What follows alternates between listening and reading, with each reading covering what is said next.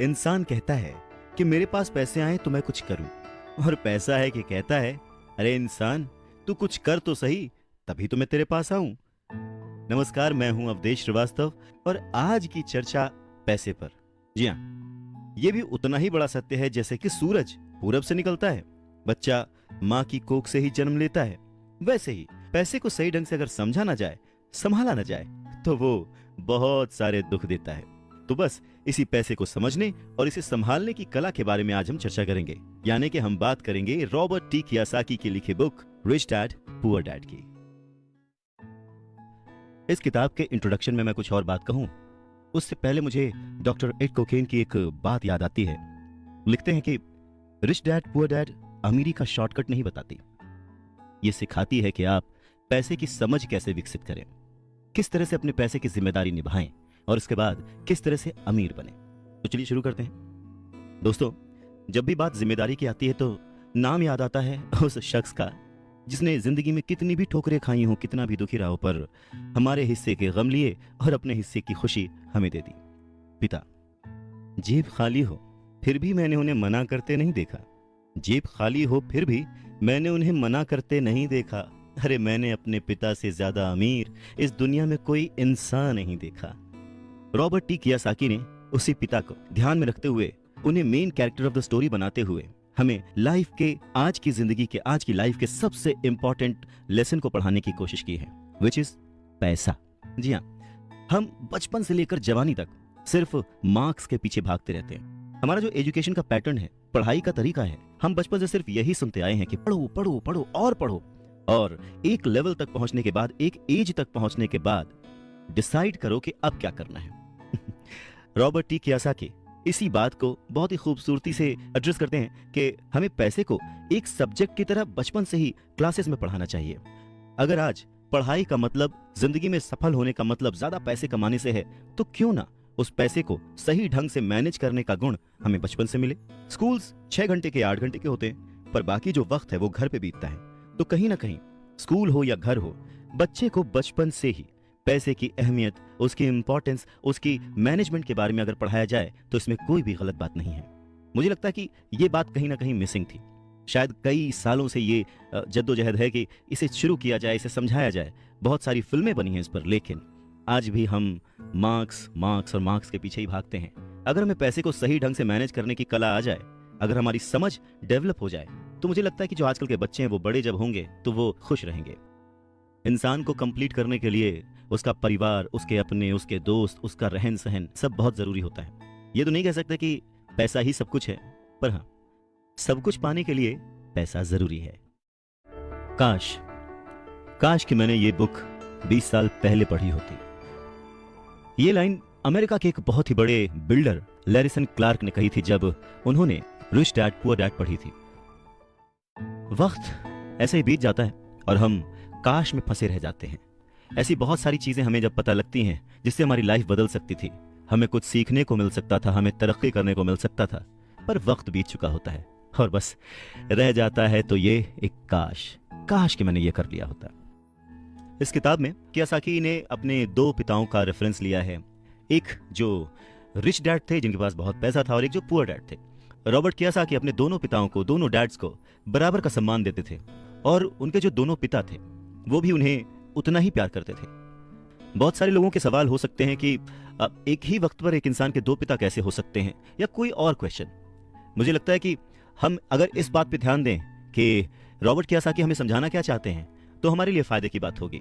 हो सकता है उन्होंने ऐसा मान लिया हो सकता है उन्होंने अपने मन को पुअर डैड और अपने दिमाग को रिच डैड माना हो, या ये हो सकता है कि एक डैड उनके रहे हों और दूसरे डैड उनके किसी दोस्त के, कुछ भी हो सकता है। इंपॉर्टेंट ये नहीं है कि ये जो डैड का रेफरेंस लिया उन्होंने, ये कहानी है या काल्पनिक है। असल बात ये है कि रॉबर्ट कियोसाकी हमें समझाना क्या चाहते हैं, हमें बताना क्या चाहते हैं। चलिए मान लेते हैं कि रॉबर्ट कियोसाकी के 2 पिता थे और उनमें से एक बहुत अमीर थे, एक बहुत गरीब थे। तो रॉबर्ट कियोसाकी कहते हैं कि सोच जो है वो बहुत बड़ा रोल प्ले करती है, और इसी माध्यम से रॉबर्ट कियोसाकी कहते हैं कि हालांकि वो दोनों पिता उनके अपने थे, हालांकि वो दोनों पिता उनका उतने ही शिद्दत से, उतने ही मन से ख्याल रखते थे, उतना ही प्यार करते थे, अपनी जान निछावर करते थे और हमेशा उन्हें सिखाने की कोशिश करते थे, जिंदगी में आगे बढ़ाने की कोशिश करते थे। पर ऐसा क्यों था कि उनके एक पिता अमीर थे और एक पिता गरीब? सारा खेल सोच का है, सारा खेल नजरिए का है। नजरिया ही इंसान को तरक्की दिला सकता है और नजरिया ही इंसान के जीवन की नाव डुबा सकता है। तो ये हमारे ऊपर है कि हम किस रंग के चश्मे को पहनकर कैसा मौसम देखते हैं। किसी शायर ने क्या खूब कहा है कि जैसा दर्द हो वैसा मंजर होता है। अरे मौसम तो इंसान के अंदर होता है, और उसी अंदर के मौसम को हमेशा बनाए रखने, अपने आप को पॉजिटिव रखते हुए, अपना नजरिया सकारात्मक रखते हुए अगर हम आगे सोचें तो कुछ अच्छा तो जरूर होगा। स्कूल जाओ और मेहनत से पढ़ो, ये जो लाइन है याद करिए, बचपन में हम सब ने सुना है और एक बार नहीं कई बार सुना है। रिश्तेदारों से, घर वालों से, टीचर से, हर एक से, स्कूल जाओ और मेहनत से पढ़ो। एक वक्त तो ऐसा लगता था कि बस पढ़ते रहो पढ़ते रहो पढ़ते रहो, पर जैसे जैसे समझ आगे बढ़ी एक सवाल मन में घर करने लगा, आखिर हम पढ़ किस लिए रहे हैं? देखिए, स्कूल जाना और पढ़ाई करना ये बहुत ही अच्छी बात है, लेकिन अगर कोई काम किया जा रहा है तो वो किस वजह से किया जा रहा है ये जानना भी उतना ही जरूरी है। अपनी पढ़ाई पूरी करने के बाद हम सबसे पहले जॉब ही ढूंढते हैं ना, ये सोचकर के जॉब मिलने पर हमारी सारी प्रॉब्लम्स दूर हो जाएंगी, पैसे मिल जाएंगे, हम घर बना लेंगे, गाड़ी खरीद लेंगे और जो भी जरूरतें हैं पैसे से जुड़ी हुई वो सब पूरी कर लेंगे। पर ऐसा होता नहीं है। बहुत सारे लोग अच्छी जॉब और बहुत ही अच्छी सैलरी होने के बावजूद खुश नहीं होते। वो अपनी जरूरतें पूरी नहीं कर पाते, बहुत ही मुश्किल से घर का खर्च चला पाते हैं, पर वो लगे रहते हैं इस उम्मीद में कि शायद अगले साल फिर से इंक्रीमेंट होगा, पैसे बढ़ेंगे और उन पैसों से हम अपनी जो जरूरतें हैं जो पूरी नहीं कर पाए हैं उन्हें पूरी कर लेंगे। और वो और ज्यादा मेहनत करते हैं प्रमोशन पाने के लिए। पर वक्त के साथ साथ हमारी जरूरतें और हमारा लालच बढ़ने लगता है। पहले तो पैसे के बिना रहने के डर से हम बहुत मेहनत करने लग जाते हैं, और उसके बाद जब हमें सैलरी मिलने लगती है तो हमें लालच और ज्यादा पाने की इच्छा जाग जाती है, और चूहे बिल्ली के इसी खेल में हमारी जिंदगी का भी एक पैटर्न बन जाता है। ज्यादा मेहनत करो, ज्यादा पैसे कमाओ, ज्यादा पैसे कमाओ, घर का खर्च चलाओ, पैसे खत्म, फिर ज्यादा मेहनत करो, और ये जो विशेष सर्कल है ये चलता रहता है, और इसी सर्कल में हम गोल गोल गोल गोल घूमते रहते हैं। अगर हमारे पास ज्यादा पैसे आ भी जाएं तो भी हमें इस विशेष सर्कल में घूमने की आदत पड़ जाती है। हमें डर और लालच पर काबू पाना सीखना बहुत जरूरी है, क्योंकि अगर हम अमीर बन भी गए तो इन आदतों की वजह से हम हमेशा डर के साए में रहेंगे और अपनी जिंदगी को एंजॉय नहीं कर पाएंगे। पहले के जमाने में शिक्षा एक जरिया थी लोगों की पर्सनैलिटी डेवलप करने का और आसपास के हर विषय में उन्हें जानकारी देने का। पर वक्त के साथ साथ पढ़ाई का लक्ष्य, उसका गोल बदल गया। पढ़ाई का मकसद रह गया बड़े होकर अपनी जीविका चलाना, ब्रेड एंड बटर कमाना, और इसमें कुछ गलत भी नहीं है। वक्त के साथ चीजें बदलना बहुत जरूरी है, क्योंकि जो चीज वक्त के साथ नहीं बदलती वो या तो हमारी खुशियां छीनती है या फिर समाज को बहुत ही पीछे ले जाती है। रॉबर्ट टी कियोसाकी ने इस बहुत ही अहम मुद्दे को यहां पर उठाया है अपने book rich dad poor dad में। क्या खूब कहा है कि बचपन से ही अगर हम बच्चे को मनी को एज अ सब्जेक्ट बच्चों को पढ़ाना शुरू करें, उन्हें यह समझाना शुरू करें कि उसे कैसे मैनेज किया जाए, तो बड़े होने पर बच्चों की बहुत सारी प्रॉब्लम्स अपने आप ही सॉल्व हो जाएंगी। बच्चा खुद उन्हें सॉल्व करने की क्षमता रखेगा। पर कहीं ना कहीं रॉबर्ट टी कियोसाकी ने इस बात का पूरा ध्यान रखा है कि पैसे को रिश्तों के ऊपर न रखा जाए। तभी तो उन्होंने इस विषय को रिश्तों के माध्यम से ही समझाने की कोशिश की है। रॉबर्ट टी कियोसाकी के पहले जो डैडी थे वो हमेशा ये कहते थे कि मैं इसे कैसे खरीद सकता हूं, वहीं जो उसके दूसरे डैडी थे वो कहते थे मैं इसे क्यों नहीं खरीद सकता हूं। दोनों की सोच में अंतर था, दोनों के शब्दों में अंतर था। यानी कि जिसे हम जिंदगी में पाना चाहते हैं, जिसे संभालना चाहते हैं, जैसे कि पैसा, तो उसके बारे में अगर बचपन से जाना जाए तो क्या यह सही नहीं होगा? आज जिस तरह से पढ़ाई की जाती है, बच्चा ग्रेजुएट होकर सोचता है कि अब मैं कौन सी नौकरी करूंगा। क्या यह सही नहीं है कि थोड़ा और पहले से बच्चे को इस विषय के बारे में और अच्छे से और डीपली पढ़ाया जाए, समझाया जाए? ये तो वही बात हो गई, जाना था जापान, पहुंच गए चीन। यानी कमाना था पैसे, पर जब तक इसकी समझ आई तब तक बहुत देर हो चुकी थी। यानी कि हमें सबसे पहले यह समझने की जरूरत है कि हम खुद एक्सेप्ट करें कि हम इसे कैसे पा सकते हैं, इसे कैसे संभाल सकते हैं, और वही सही शिक्षा हम अपने आने वाली पीढ़ी को भी दे सकते हैं। ये कितना सच है ना कि अगर हमें किसी मंजिल की ओर बढ़ना है तो हमें उसी दिशा की ओर रास्ता तय करना पड़ेगा, सफर करना पड़ेगा, मुश्किलों से जूझना पड़ेगा, और तब कहीं जाकर उस मंजिल को हम पा सकते हैं। धन संबंधी जो शिक्षा है उसके बारे में भी कुछ ऐसा ही है। धन कमाना एक अलग बात है, पर उस धन को सही ढंग से संभालना एक अलग कला है। पैसा एक तरह की ताकत है, पर इससे भी बड़ी ताकत है उसे संभाल कर रखने की समझ। पैसा तो आता और जाता रहता है, पर अगर आप ये जानते हैं कि पैसा किस तरह से काम करता है तो आप ज्यादा ताकतवर हो जाते हैं और आप दौलत कमाना शुरू भी कर देते हैं। देखिए, केवल सकारात्मक सोच से ही समस्या हल नहीं होती है। हाँ, ये जरूर है कि सकारात्मक सोच आपको उस दिशा की ओर बढ़ने की हिम्मत देती है। देखिए ना, ज्यादातर लोग स्कूल में पढ़ते हैं और वहां पर वो कभी ये नहीं सीख पाते कि पैसा काम किस तरह से करता है, इसीलिए वो पैसे के लिए काम करने में अपनी पूरी जिंदगी बर्बाद कर देते हैं। रॉबर्ट टी कियोसाकी कहते हैं कि उनकी ये पैसे से जुड़ी हुई शिक्षा, वित्तीय शिक्षा, जब वो केवल 9 साल के थे तभी शुरू हो गई थी। पर सबसे जरूरी बात यह थी कि उन्होंने जो पहला कदम उठाया था, ये निर्णय लिया था कि उन्हें किसकी बात सुननी है, अपने पुअर डैड की, जो कि बहुत ही पढ़े लिखे हैं पर पैसे को अहमियत नहीं देते, या फिर रिच डैड की बात, जो कि उन्हें उतना ही प्यार करते थे जितना कि उनके पुअर डैड। पर उन्होंने पैसे को कभी छोटा नहीं समझा, और क्योंकि रॉबर्ट टी कियोसाकी सिर्फ 9 साल के थे तो उनके रिच डैड ने बहुत ही आसान शब्दों में उन्हें वो लेसन्स पढ़ाए, पैसों के बारे में वो लेसन्स सिखाए। जी हाँ, हम किससे सीख रहे हैं, किसकी बात मान रहे हैं और किसे अपना मार्गदर्शक चुन रहे हैं, ये बहुत जरूरी है। क्योंकि जो हमें गाइड कर रहा है, अगर उसका नजरिया ही अलग है तो वो आपको सही मंजिल की ओर नहीं पहुंचा पाएगा। रॉबर्ट टी कियोसाकी के दोनों ही डैड्स, रिच डैड और पुअर डैड, उन्हें उतना ही प्यार करते थे, पर सिर्फ नजरिए की वजह से रॉबर्ट टी कियोसाकी ने अपने रिच डैड की बात सुनना प्रेफर किया। रॉबर्ट टी कियोसाकी कहते हैं कि जब तक उनके रिच डैड रहे, उन्होंने पूरे लाइफ में सिर्फ 6 ही लेसन उन्हें सिखाए, और ये 6 लेसन उन्होंने अपनी book rich dad poor dad में लिखी है, जो कि एक बच्चा भी समझ सकता है। सबक नंबर 1, अमीर लोग पैसे के लिए काम नहीं करते। सबक नंबर 2, पैसे की समझ क्यों सिखाई जानी चाहिए। सबक नंबर 3, अपने काम पर ध्यान दो और अपने काम से काम रखो। सबक नंबर 4, टैक्स क्या है उसे समझो और कॉरपोरेशंस की ताकत। सबक नंबर 5, अमीर लोग पैसे को जन्म देते हैं। सबक नंबर 6, पैसे कमाने के लिए काम ना करें, सीखने के लिए काम करें। अमीर लोग पैसे के लिए काम नहीं करते। रॉबर्ट टी कियोसाकी एक कहानी का जिक्र करते हैं।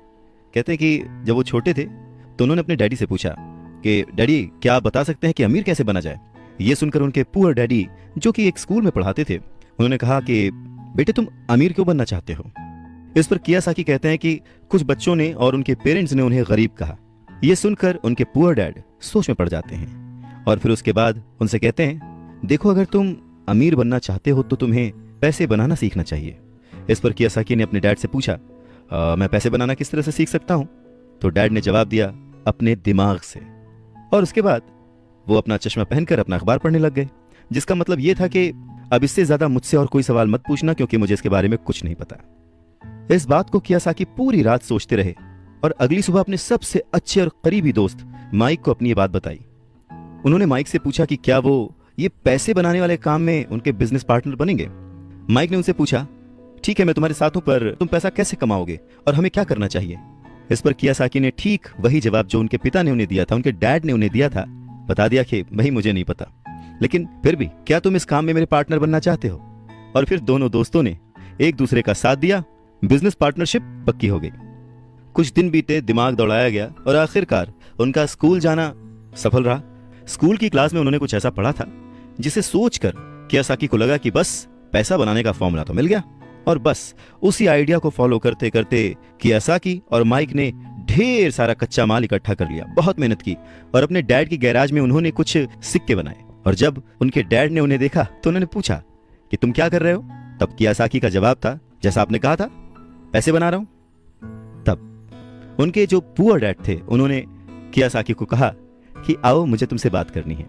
कियोसाकी और माइक वहां सीढ़ियों पर बैठ गए। साथ में कियोसाकी के डैड और माइक के डैड, जो कि रिच थे, वो भी बैठ गए। यहाँ पे मैं आपको बताना चाहता हूँ कि इस पूरी कहानी में जो कियासाकी ने अपने रिच डैड को रेफर किया है वो दरअसल माइक के पिता थे। और फिर बच्चों की इस हरकत को देखकर कियासाकी के पुअर डैड ने अपनी बात को और डिटेल में समझाया और अपनी बात को करेक्ट किया। पहली बार उन्होंने बच्चों को बताया कि गैर कानूनी क्या होता है। बच्चों को लगा कि जो उन्होंने किया वो सही था, पर जब उन्होंने जाना कि ये अलाउड नहीं है, सिक्के छापना अलाउड नहीं है, उसके पीछे कई तरीके होते हैं, कानूनी गैर कानूनी, ये सब बातें जब बच्चों ने समझी तो उनका मुंह उतर गया।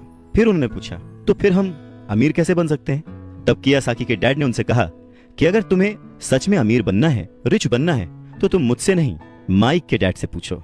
कियासाकी ने अपने डैड से कहा, पर आप क्यों नहीं बता सकते, हम गरीब क्यों हैं? कियासाकी के पुअर डैड ने कहा, क्योंकि मैं एक टीचर हूं और मैंने पैसे कमाने की राह नहीं चुनी है। पैसे कमाने के लिए तुम्हें माइक के डैड से ही पूछना पड़ेगा। क्या खूबसूरत बात समझाई है कियासाकी ने कि अगर हमें कोई पर्टिकुलर गोल अचीव करना है, कोई लक्ष्य प्राप्त करना है, तो हमें रास्ता भी सही चुनना होगा, मार्गदर्शक भी सही चुनना होगा। कहते हैं कि सफल होने के लिए मेहनत करना बहुत जरूरी है। मेहनत तो एक मजदूर भी करता है, पर सफलता पाने के लिए, सक्सेस पाने के लिए सही दिशा में सही स्ट्रैटेजी के साथ मेहनत करने से ही सक्सेस हासिल होती है। रॉबर्ट टी कियासाकी के पुअर डैड ने उन्हें कहा कि उन्हें उनके फ्रेंड माइक के डैड से पूछना चाहिए कि पैसे कैसे कमाए जाते हैं, सक्सेसफुल कैसे हुआ जाता है। तो रॉबर्ट टी कियासाकी ने और उनके फ्रेंड माइक ने यह डिसाइड किया कि वो अपने रिच डैड से यह बात जरूर पूछेंगे कि अमीर कैसे बना जाए, पैसे कैसे बनाए जाए। रॉबर्ट टी कियासाकी ने अपने रिच डैड से पूछा कि क्या वो उन्हें पैसा बनाना सिखाएंगे। इस पर उनके रिच डैड ने एक शर्त रखी, और शर्त यह थी कि वो बच्चे उनके साथ काम करते हुए सीखेंगे, न कि क्लास में बैठकर लेक्चर सुनते हुए। उन्होंने कहा कि मेरे पास इतना वक्त नहीं है कि मैं तुम्हें क्लास में बैठकर पढ़ाऊं और जिसका तुम कोई प्रैक्टिकल इस्तेमाल ना कर सको।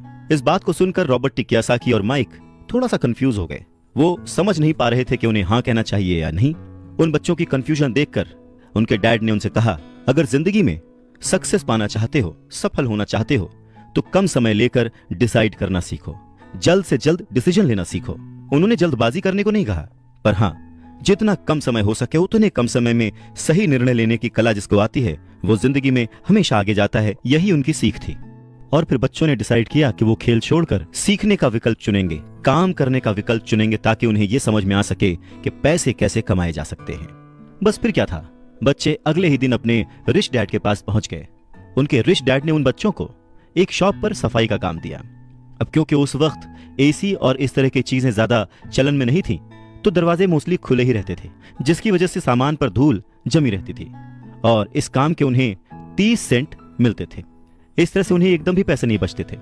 वो परेशान रहते थे और एक दिन उन्होंने माइक से कहा कि मैं अब काम नहीं करूंगा, या तो वो मेरी तनख्वाह बढ़ाएं या फिर मैं काम छोड़ रहा हूं। उसके बाद 9 साल के रॉबर्ट टी कियासाकी और उनका दोस्त माइक उनके रिच डैड से मिलने पहुंचे।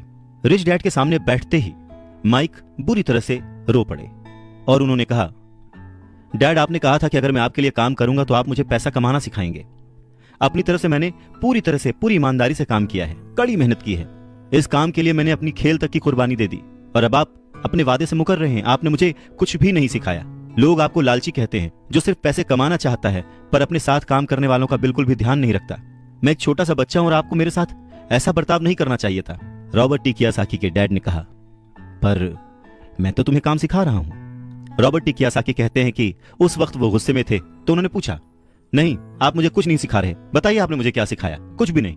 आपसे सीखने के लिए मैं बस चंद सिक्कों में काम करने के लिए तैयार हो गया और उसके बाद तो आपने मुझसे बात तक नहीं की। मैं आपकी शिकायत सरकार से करूंगा।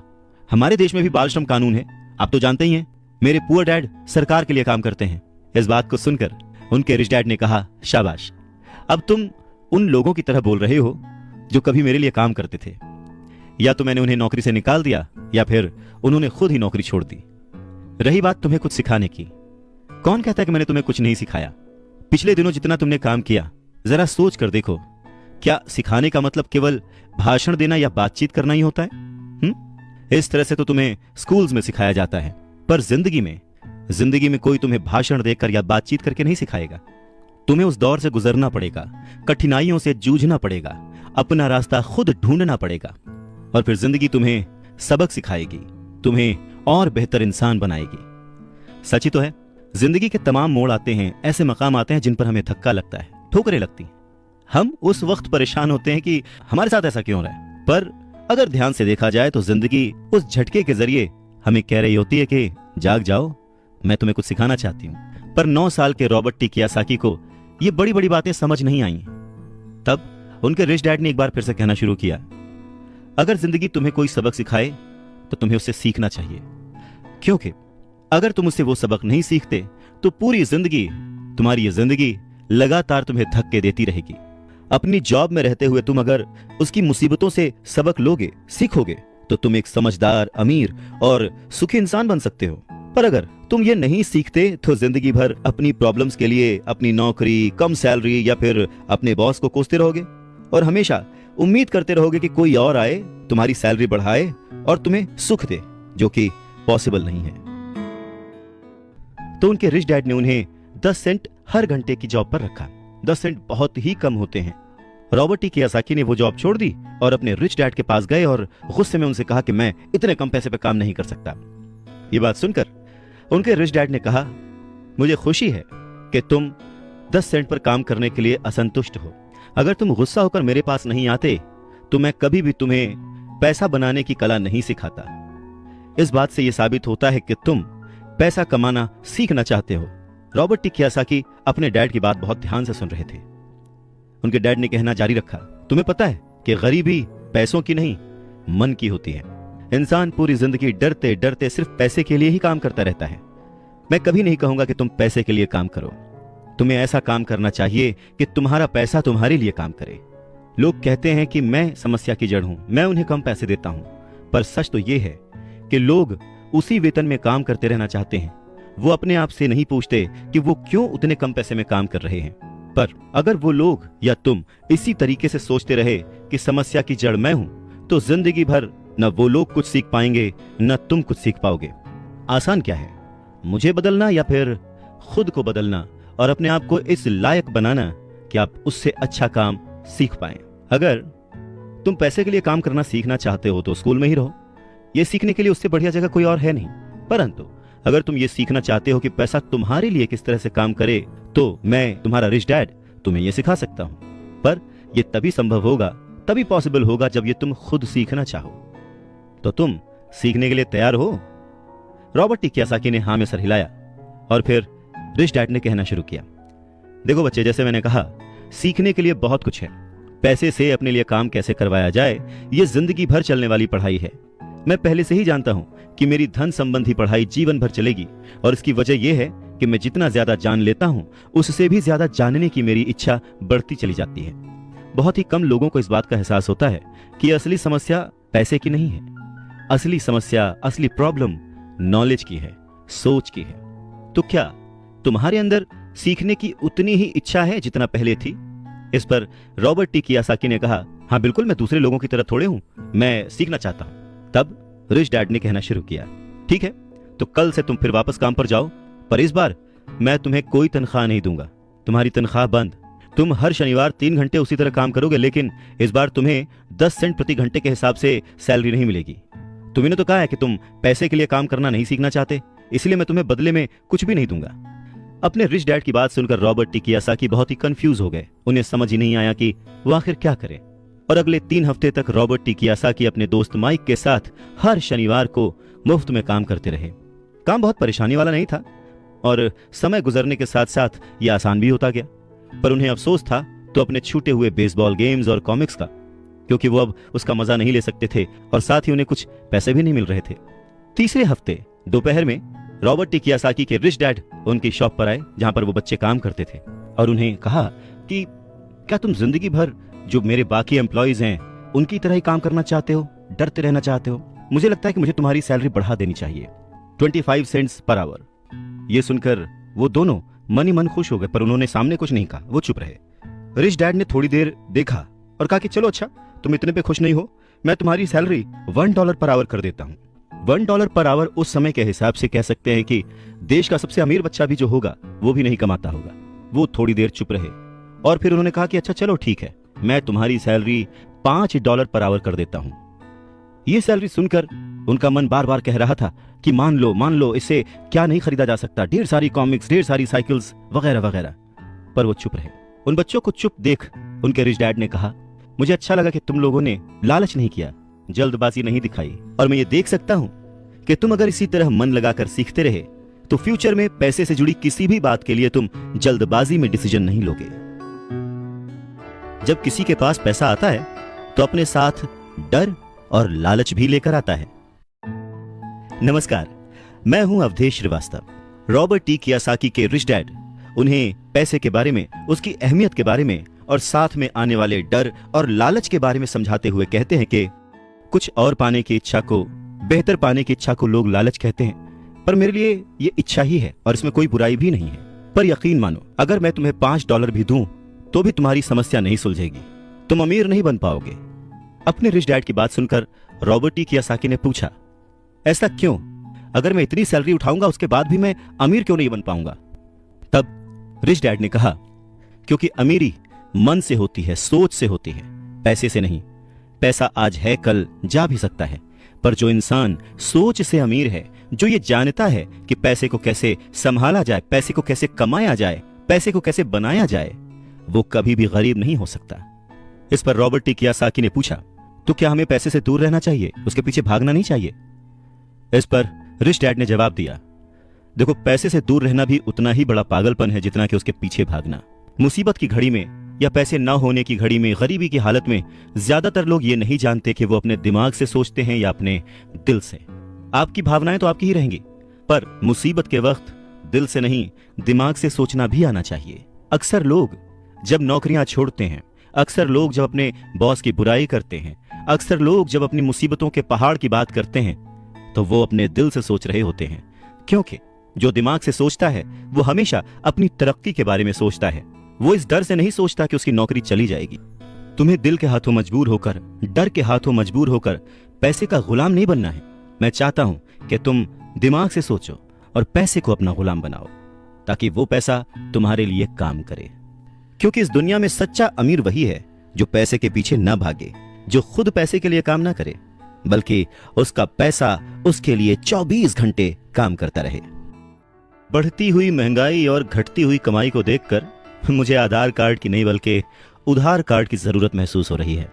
सच में रॉबर्ट टी कियोसाकी की यह बुक तब भी उतनी ही प्रासंगिक थी, उतनी ही रिलेवेंट थी जितनी की आज। महंगाई हमेशा बढ़ती आई है, चीजें महंगी होती आई हैं, दाम बढ़ते आए हैं। उसके पीछे का कारण, उसके पीछे की सोच क्या है और ये महंगाई है क्या, कैसे बढ़ती है, इसके बारे में रॉबर्ट टी कियोसाकी के रिच डैड बहुत अच्छे से समझाते हैं। वो कहते हैं कि जितना ज्यादा हम पैसे कमाते हैं उतना ही ज्यादा उसके खोने का डर हमारे अंदर बढ़ता जाता है। पैसे के साथ जो डर आता है, पैसे के साथ जो लालच आता है, वही हमें पैसे के पीछे भगाता है और हमें पैसे का गुलाम बनाता है। हमें यह समझने की जरूरत है कि इस लाइफ की जरूरतों में हम सब बंधे हुए हैं। हम सब अपने परिवार को चलाने के लिए, अपनी डेली नीड पूरी करने के लिए, अपने शौक पूरे करने के लिए दिन ब दिन पैसे के पीछे भागते रहते हैं। धीरे धीरे ज्यादा पैसा कमाने की इच्छा करते रहते हैं। पैसा कमाना गलत नहीं है, पर पैसे कमाने के पीछे की नीयत, उसका सही होना जरूरी है। और वो नीयत ही है जो इस समाज में महंगाई बढ़ाती है, और वो नीयत ही है जो इस समाज में डिसबैलेंस पैदा करती है। एक छोटे से एग्जाम्पल से इस बात को समझा जा सकता है कि एक डॉक्टर जो अपने परिवार को ज्यादा खुशी देना चाहता है, अपनी फीस बढ़ा देता है। उसकी फीस बढ़ने की वजह से सारी मेडिकल फैसिलिटीज, स्वास्थ्य सुविधाएं सब महंगी हो जाती हैं। अब इससे गरीब लोगों को सबसे ज्यादा नुकसान पहुंचता है। इसलिए गरीब लोगों का स्वास्थ्य अमीर लोगों से ज्यादा बुरा होने लगता है। अब क्योंकि डॉक्टर्स ने अपनी फीस बढ़ा दी है, इसलिए लॉयर्स ने भी अपनी फीस बढ़ा दी। लॉयर्स ने अपनी फीस बढ़ा दी तो स्कूल टीचर भी अपनी तनख्वाह बढ़ाना चाहते हैं, और यह सिलसिला बस यूं ही चलता रहता है। जल्द ही अमीर और गरीब होता जाता है, और इतना बड़ा अंतर दोनों के बीच आ जाता है कि सोशल डिसबैलेंस पैदा हो जाता है। रिच डैड की बात सुनकर रॉबर्ट टी कियोसाकी ने उनसे पूछा, डैड, क्या कीमतें बढ़नी नहीं चाहिए? इस पर रिच डैड ने जवाब दिया, अच्छी तरह से चल रही सरकार और एक शिक्षित समाज में तो नहीं बढ़नी चाहिए। कीमतें दरअसल कम होनी चाहिए।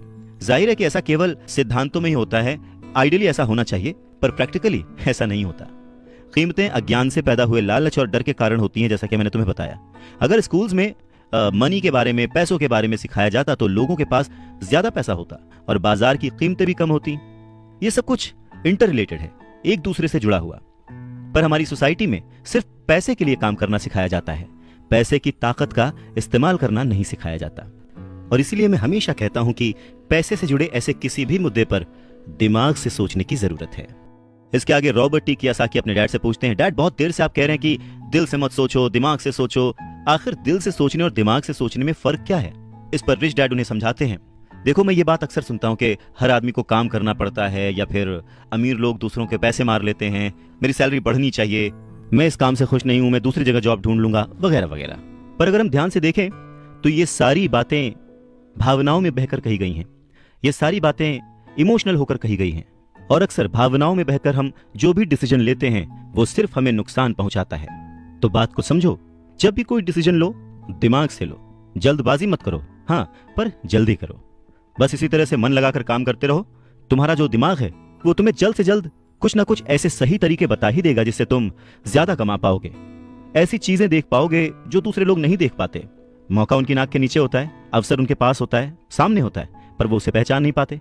पर अगर तुम दिमाग से काम लोगे तो तुम उन्हें पहचान पाओगे, उन मौकों का फायदा उठा पाओगे और जिंदगी में आगे बढ़ पाओगे। पैसा आए तो मुसीबत, ना आए तो मुसीबत, इसीलिए पैसे को समझना बहुत जरूरी है।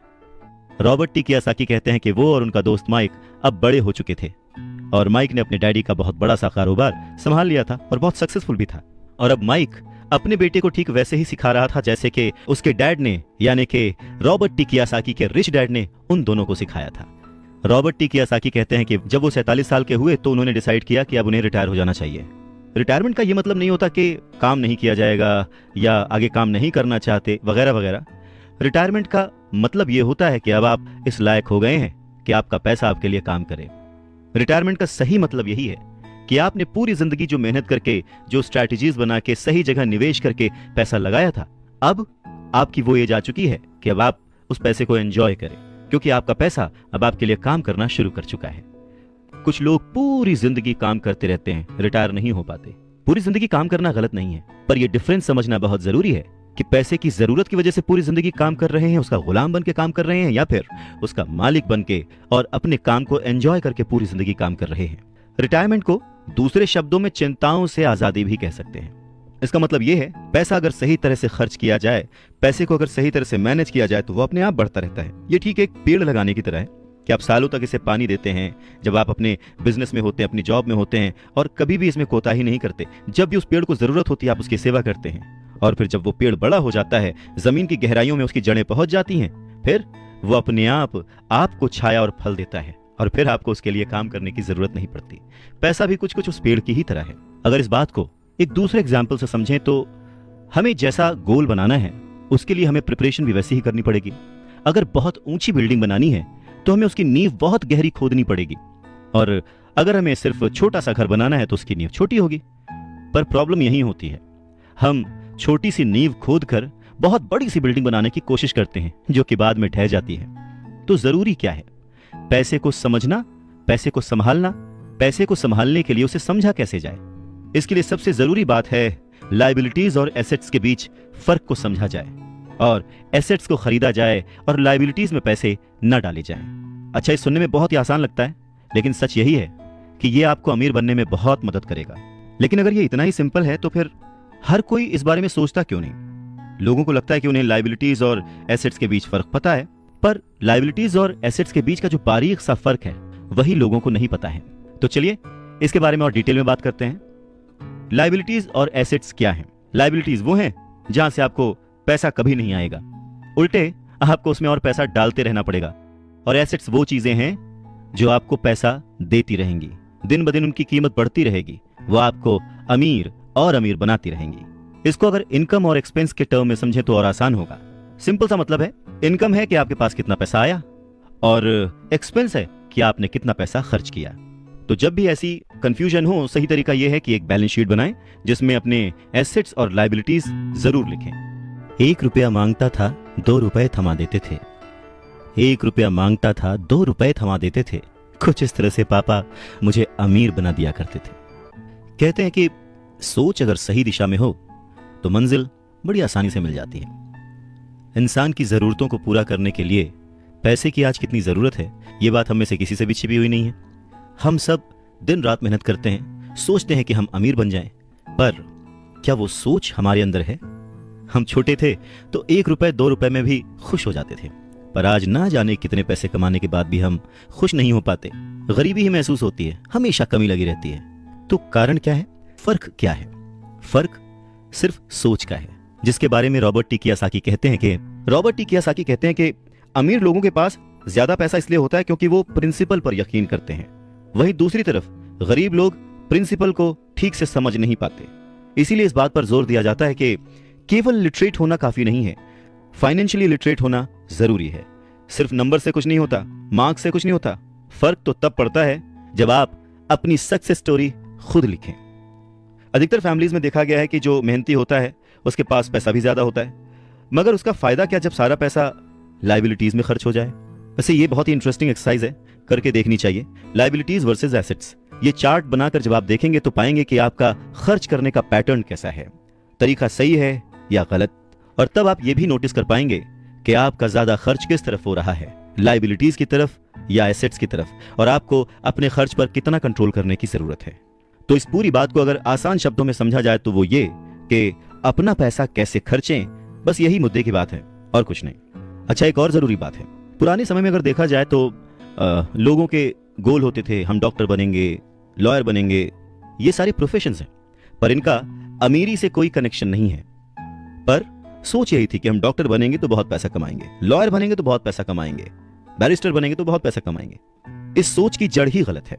पुराने जमाने के कई लोग आज डॉक्टर, इंजीनियर या जो कुछ भी वो बनना चाहते थे बन चुके हैं, पर आज भी वो पैसे के लिए स्ट्रगल कर रहे हैं। क्यों? क्योंकि वो उनकी नींव ही अलग थी। आज दौर बदल चुका है, बच्चे एथलीट बनना चाहते हैं, स्पोर्ट्स पर्सन बनना चाहते हैं, स्टार बनना चाहते हैं, क्योंकि उन्हें पता है कि सिर्फ अच्छी पढ़ाई और अच्छे ग्रेड्स के भरोसे बैठकर वो अपने करियर में सक्सेस नहीं पा सकते। आज वक्त बदल चुका है। आज के जमाने में सभी वर्किंग हैं, हस्बैंड वाइफ वर्किंग हैं, दोनों कमाते हैं और सोचते हैं कि हम दोनों मिलकर ज्यादा पैसे कमाएंगे और हम ज्यादा अमीर हो जाएंगे। और सबका ध्यान सिर्फ अपने अपने करियर पे ही होता है। कमाई बढ़ने लगती है, पर जाहिर है कि उसी के साथ साथ खर्चे भी बढ़ने लगते हैं। कहने का मतलब ये कि बिना फाइनेंशियली लिटरेट हुए आप कितने भी पैसे कमा लें, वो खर्च हो जाएंगे, वो आपकी लाइबिलिटीज में चले जाएंगे, और ये एक ऐसा चक्कर है जो फिर चलता ही रहता है। और उसके बाद सभी ये सोचते हैं कि इस मुसीबत से बाहर कैसे निकला जाए। दरअसल लोगों को लगता है कि ज्यादा पैसे कमाने से आदमी अमीर हो जाता है, पर रॉबर्ट टी कियोसाकी कहते हैं कि अमीरी एक सोच है। अमीरी अपने पैसे को सही जगह खर्च करने की समझ है। अमीरी पैसे के पीछे ना भागने की सोच है। अमीरी रिटायरमेंट लेते समय ना डरने की सोच है। अमीरी तब है जब आपका पैसा आपके लिए काम करे। तो आप जब भी खर्च करें हमेशा ये ध्यान रखें कि पैसा आपको अमीर नहीं बनाता। उसे सही जगह पे इन्वेस्ट करना, उसे सही से संभाल कर रखना, या कई बार उसे गलत जगह पर खर्च ना करना भी आपको अमीर ही बनाता है। कहने का मतलब ये कि अमीरी क्या है? अमीरी वो नहीं कि आप कितना पैसा कमा पाते हैं, अमीरी तो वो है कि आप कितना पैसा बचा पाते हैं। आप ठहर जाएंगे तो चलेगा, आपकी सोच नहीं ठहरनी चाहिए, क्योंकि अगर सोच ठहर गई तो जिंदगी बिना किसी सोच के गुजर जाएगी। बात सन 1947 की है। दुनिया की सबसे बड़ी फूड चेन मैकडॉनल्ड के फाउंडर रे क्रॉक ने एक MBA क्लास में स्पीच दी। बहुत ही शानदार स्पीच, लोगों ने बहुत तालियां बजाईं, खुश हुए। स्पीच के बाद MBA के स्टूडेंट्स ने उनके साथ वक्त बिताना चाहा, उनसे रिक्वेस्ट की कि सर थोड़ा टाइम हमारे लिए स्पेयर कर लें। बातों बातों में रे क्रॉक ने अचानक एक सवाल किया, क्या आप लोग जानते हैं कि मैं किस बिजनेस में हूं? अब क्योंकि वो मैकडी को रिप्रेजेंट कर रहे थे तो सभी जानते थे कि भाई आप हैमबर्गर बेचते हैं, फूड बिजनेस में हैं, तो बच्चों ने वही जवाब दिया। इस बात पर रे हंसने लगे। उनका असली बिजनेस तो रियल एस्टेट का है, क्योंकि मैकडी के लिए हर लोकेशन का चुनाव बहुत ही सोच समझकर और रेकी करके किया जाता है। जहां उनकी फ्रेंचाइजी बनाई जाती है वो जमीन भी साथ ही बेची जाती थी। तो इसका सीधा मतलब यह था कि फ्रेंचाइजी खरीदने वाले उस वक्त वो जमीन भी खरीदते थे। तो इस तरह से ये एक रियल एस्टेट बिजनेस भी हो गया। और ठीक यही सबक रॉबर्ट टी कियोसाकी के रिच डैड ने उन्हें सिखाया कि अक्सर लोग खुद के लिए छोड़कर बाकी सब के लिए काम करते हैं। वो टैक्स पे करके गवर्नमेंट के लिए काम करते हैं, उस कंपनी के लिए काम करते हैं जहां वो नौकरी करते हैं, बैंक का मॉर्गेज देकर उसके लिए काम करते हैं। और ये सब इसलिए क्योंकि हमारा एजुकेशन सिस्टम ही ऐसा है। स्कूल हमें एम्प्लॉय बनना सिखाता है, एम्प्लॉयर नहीं। जो आप पढ़ते हैं बस वही आप बनते हैं, इसलिए हमेशा सही पढ़ें। अगर आपने साइंस पढ़ी तो डॉक्टर बनेंगे, मैथमेटिक्स पढ़ी तो इंजीनियर बनेंगे, मतलब आपने जो पढ़ा वही आप बने। अब मुसीबत यह है कि इससे छात्रों का कोई भला नहीं हो पाता, क्योंकि वो नौकरी और बिजनेस के बीच के फर्क में उलझ कर रह जाते हैं।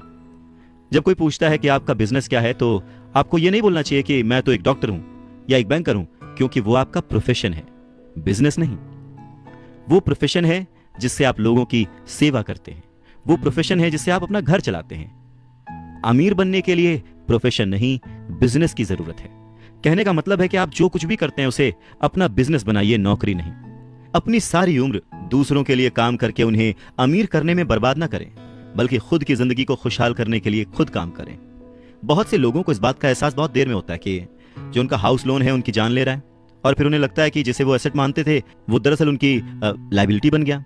जैसे उन्होंने कार ली तो उससे जुड़े तमाम खर्चे उनकी लायबिलिटीज बन गए। उन्हें पूरा करने के लिए नौकरी जरूरी है, और अगर कभी वो सेफ जॉब उनके हाथों से निकल गई तो फिर उनकी मुसीबतें शुरू। इसीलिए हमें अपने सेविंग्स पर, अपनी बचत पर, अपने एसेट्स पर इतना ज्यादा ध्यान देना चाहिए। हम कितना कमा रहे हैं उससे ज्यादा हम कितना सेव कर रहे हैं उस पर ध्यान देना चाहिए। और फाइनेंशियली सिक्योर होने का यही एक सिंपल तरीका है। आप कितने अमीर हैं ये जानने का सही तरीका नेटवर्थ इसलिए नहीं है क्योंकि जब भी आप अपने एसेट्स बेचते हैं तो उन पर भी टैक्स लगता है। आपको उतना पैसा नहीं मिलता जितना कि आप सोचते हैं। तो आपकी बैलेंस शीट के हिसाब से आपको जितना भी पैसा मिलेगा उस पर भी आपको टैक्स देना पड़ेगा। अब इसका मतलब क्या हुआ कि क्या सब कुछ छोड़ दें, जो कर रहे हैं वो सब छोड़ दें, नौकरी ना करें? नहीं, रॉबर्ट टी कियोसाकी ये बिल्कुल नहीं कहते कि जो कुछ आप कर रहे हैं उसे छोड़ दें, जो नौकरी कर रहे हैं उसे छोड़ दें। अपनी नौकरी करते रहिए, पर साथ ही एसेट्स भी जमा करते रहिए। और एसेट्स से उनका मतलब है सही और असली मायने में एसेट्स। वो ये नहीं कहते कि आप कोई कार खरीद लीजिए, क्योंकि कार एसेट नहीं है, क्योंकि जैसे ही आप उसे सड़क पर उतारेंगे उसका रेट घट जाएगा, उसकी कीमत घट जाएगी। जितना हो सके खर्चे में कटौती करिए और लायबिलिटीज को घटाइए। तो बड़ा सवाल यह आता है कि किस तरह के एसेट्स खरीदे जाने चाहिए। कुछ एग्जाम्पल्स इस तरह से समझे जा सकते हैं कि ऐसा कोई बिजनेस करें जहां आपकी मौजूदगी जरूरी ना हो। मतलब अगर आप वहां पे ना भी रहें तो आपका काम चलता रहे, दूसरे लोग आपके लिए काम करते रहें, और बस वही आपका बिजनेस है। दूसरा, आप कह सकते हैं कि रियल एस्टेट में पैसे लगा सकते हैं, आप लैंड खरीद सकते हैं, स्टॉक और बॉन्ड खरीद सकते हैं। आजकल बहुत सारी पॉलिसीज आ गई हैं, उन्हें समझें और फिर उसमें इन्वेस्ट करें। जब एसेट्स खरीदें तो अपनी पसंद की चीजों पर पैसा लगाएं, क्योंकि आपका मन होगा तभी आप उसमें ध्यान दे पाएंगे। अगर उसमें आपकी रुचि नहीं होगी ना तो आप उसे बेहतर समझ नहीं पाएंगे। रॉबर्ट टी कियोसाकी को रियल एस्टेट और स्टॉक्स में रुचि थी, खासकर छोटी कंपनियों में इन्वेस्ट करने की। तो उन्होंने अपने रिच डैड की सलाह पर अपनी नौकरी कभी नहीं छोड़ी। वो जॉब करते रहे, साथ ही अपने एसेट कॉलम को बड़ा और मजबूत बनाते रहे। उन्होंने अपना कमाया हुआ एक एक पैसा बेकार खर्च नहीं किया, उसे सेव किया। वो हमेशा ये मानकर चलते रहे कि इस पैसे की उन्हें जरूरत नहीं है, वो उसके मालिक हैं, गुलाम नहीं है। अगर आपको लगता है कि आप लग्जूरियस लाइफ जीना चाहते हैं, लग्जरी खरीदना चाहते हैं, शौक से खरीदिए, कोई बड़ी बात नहीं है। पर जैसे ही आपको ये विचार आए, ये भी जरूर सोचिए कि अमीर और गरीब में बस यही फर्क है। जहां पर मिडिल क्लास आदमी या गरीब आदमी पैसा आते ही पहले लग्जरी में खर्च करता है, वहीं अमीर आदमी उसे सबसे बाद में खरीदता है। तो यही सीक्रेट है अमीरों के और अमीर होने का और गरीबों की बढ़ती गरीबी का। संपत्ति वो है जो हमें पैसे कमा के देती है, और जिम्मेदारी, दायित्व वो है जो हमसे पैसे खर्च करवाता है। रॉबर्ट टी कियोसाकी कहते हैं कि उनके रिच डैड हमेशा चीजों को सिंपल तरीके से समझने और समझाने में विश्वास रखते थे। उन्होंने बच्चों से कहा कि अकाउंटिंग में अंक यानी नंबर इंपॉर्टेंट नहीं है, इंपॉर्टेंट तो वो बात है जो वो नंबर्स, वो अंक बता रहे हैं। ये ठीक लेटर्स की तरह है या शब्दों की तरह है। जैसे शब्द या वर्ड्स इंपॉर्टेंट नहीं होते, इंपॉर्टेंट वो बात होती है जो वो शब्द कह रहे हैं, जो वो शब्द बताना चाहते हैं। कई लोग पढ़ते हैं परंतु बहुत ज्यादा समझ नहीं पाते। अब ये रीडिंग की एक प्रॉब्लम हो सकती है। जैसे एक छोटा सा एग्जांपल लें कि अगर आपके घर में कभी मोबाइल आया हो या वीसीआर आया हो और उसके साथ एक इंस्ट्रक्शन बुक भी आती है, कभी आपने उस इंस्ट्रक्शन बुक को पढ़ा है? मैं ये गारंटी दे सकता हूं कि बहुत सारे लोगों को उसे पढ़ने के बाद भी कुछ समझ नहीं आएगा और ऐसा लगेगा कि वो दुनिया का सबसे मुश्किल काम है। ठीक वैसे ही अंकों के साथ है। अगर आप अमीर बनना चाहते हैं तो आपको अंकों को पढ़ना और उन्हें समझना आना चाहिए। रॉबर्ट टी कियोसाकी कहते हैं कि अपने रिच डैड से ये बात उन्होंने हजारों बार सुनी थी, और ये भी सुना कि अमीर लोग संपत्ति इकट्ठा करते हैं, जबकि गरीब और मध्य वर्गीय यानी मिडिल क्लास लोग दायित्व इकट्ठा करते हैं। तो सवाल यह आता है कि जब कोई नौकरी कर रहा है, अच्छी सैलरी उठा रहा है, फिर भी उसके पास पैसे की तंगी क्यों होती है? रॉबर्ट टी कियोसाकी के रिच डैड कहते हैं कि पैसे की तंगी की असली वजह होती है कि लोग संपत्ति और दायित्व के बीच अंतर नहीं कर पाते। तो वास्तव में अगर आपको अमीर बनना है तो आपको सिर्फ इतना ही जानने की जरूरत है, और आप जिंदगी भर संपत्ति खरीदते रहिए। बस इनके बीच के फर्क को न जानने के कारण बहुत सारे लोग जिंदगी भर पैसे की कमी से परेशान रहते हैं। पैसों के लिए आदमी इसलिए परेशान होता रहता है क्योंकि वो ना तो शब्दों को समझ पाता है ना ही अंकों को। जिन लोगों के सामने पैसे की मुश्किलें आ रही हैं उन्हें यह समझ लेना चाहिए कि शब्दों या अंकों में ऐसा कुछ है जिसे वो पढ़ नहीं पा रहे हैं, कोई चीज ठीक से उनकी समझ में नहीं आ रही है। अमीर लोग इसीलिए अमीर होते जाते हैं क्योंकि इस मामले में वो पैसे की तंगी से परेशान लोगों से ज्यादा समझदार होते हैं। तो अगर आप भी अमीर बनना चाहते हैं और अपनी दौलत को बनाए रखना चाहते हैं तो पैसे की साक्षरता और समझदारी बहुत जरूरी है, शब्दों में भी और अंकों में भी। जिंदगी में सिर्फ पैसे कमाकर या पैसे बचाकर आप अमीर नहीं बन सकते। अमीर बनने के लिए आपको अपने अंदर बहुत कुछ बदलना पड़ेगा। अगर कोई लॉटरी में पैसे जीत जाए और उसे वो अपने साथ रख ले, बचा ले, तो क्या वो आपकी निगाह में अमीर है? नहीं, क्योंकि वो पैसा आज नहीं तो कल उसके साथ नहीं रहेगा। अमीरी एक सोच है, एक जीवन शैली है, एक नजरिया है, और आपको हमेशा अमीर बने रहने के लिए अमीरों की तरह ही सोचना पड़ेगा, खुद को इंप्रूव करना पड़ेगा। और इसी बात को रॉबर्ट टी कियोसाकी के रिच डैड एक कहानी के माध्यम से उन्हें समझाते हैं।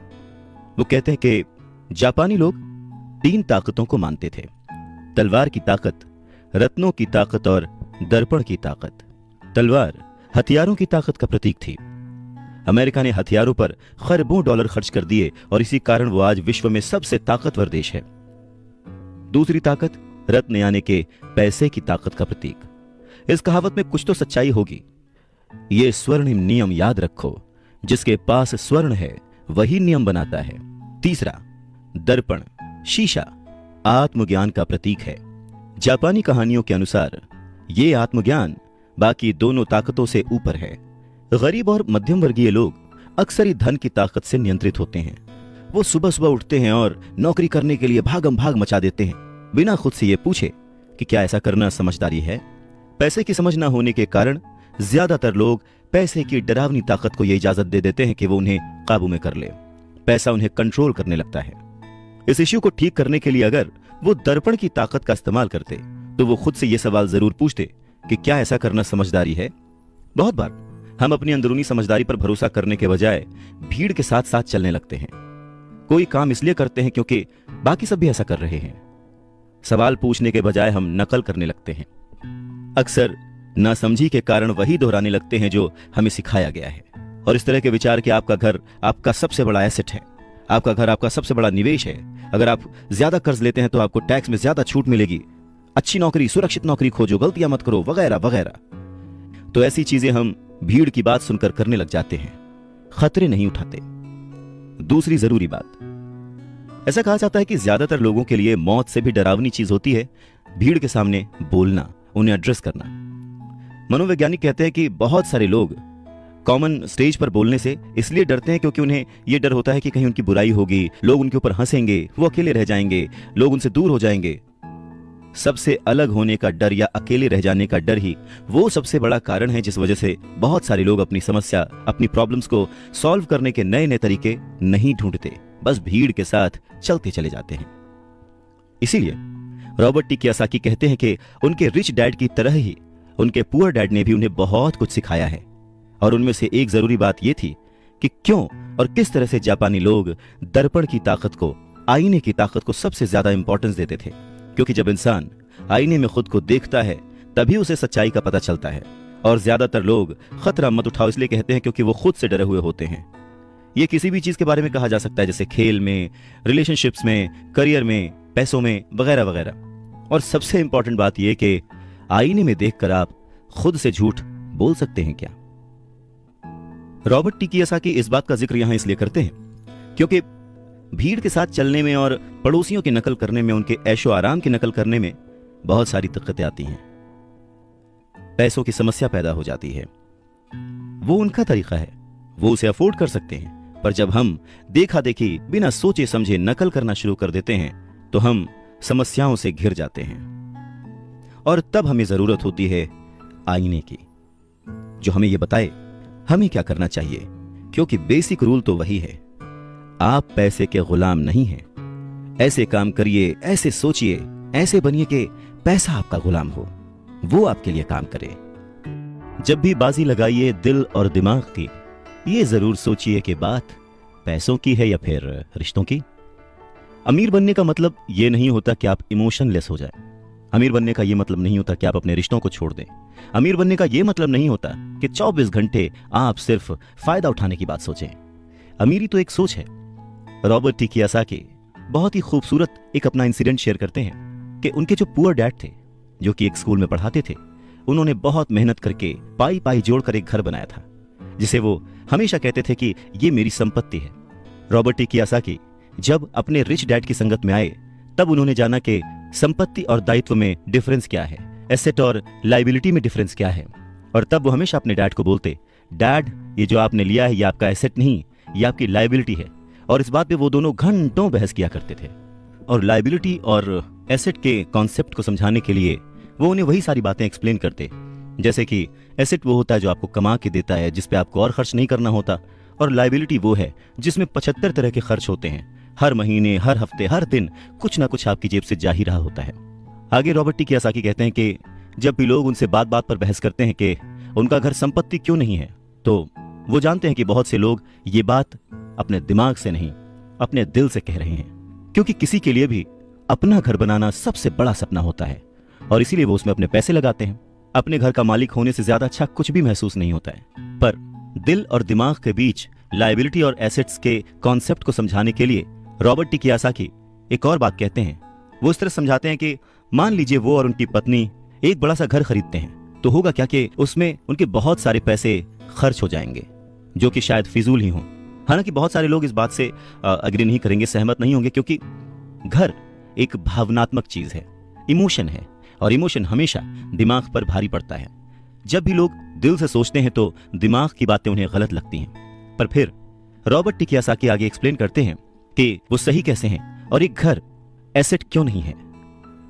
वो कहते हैं कि जब घर की बात आती है तो मैं ये बताना चाहता हूं कि ज्यादातर लोग उस घर की कीमत चुकाने के लिए जिंदगी भर काम करते हैं।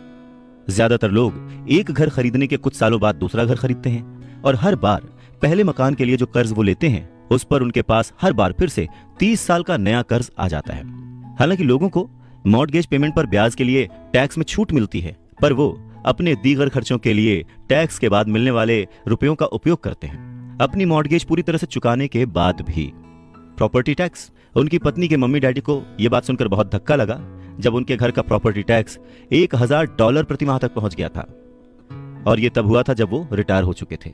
$1000 बहुत बड़ी रकम होती है। अगर हम उसको इंडियन करेंसी में चेक करें तो शायद 70-80 हजार रुपए, या शायद उससे भी ज्यादा। और ये तब हुआ था जब वो रिटायर हो चुके थे।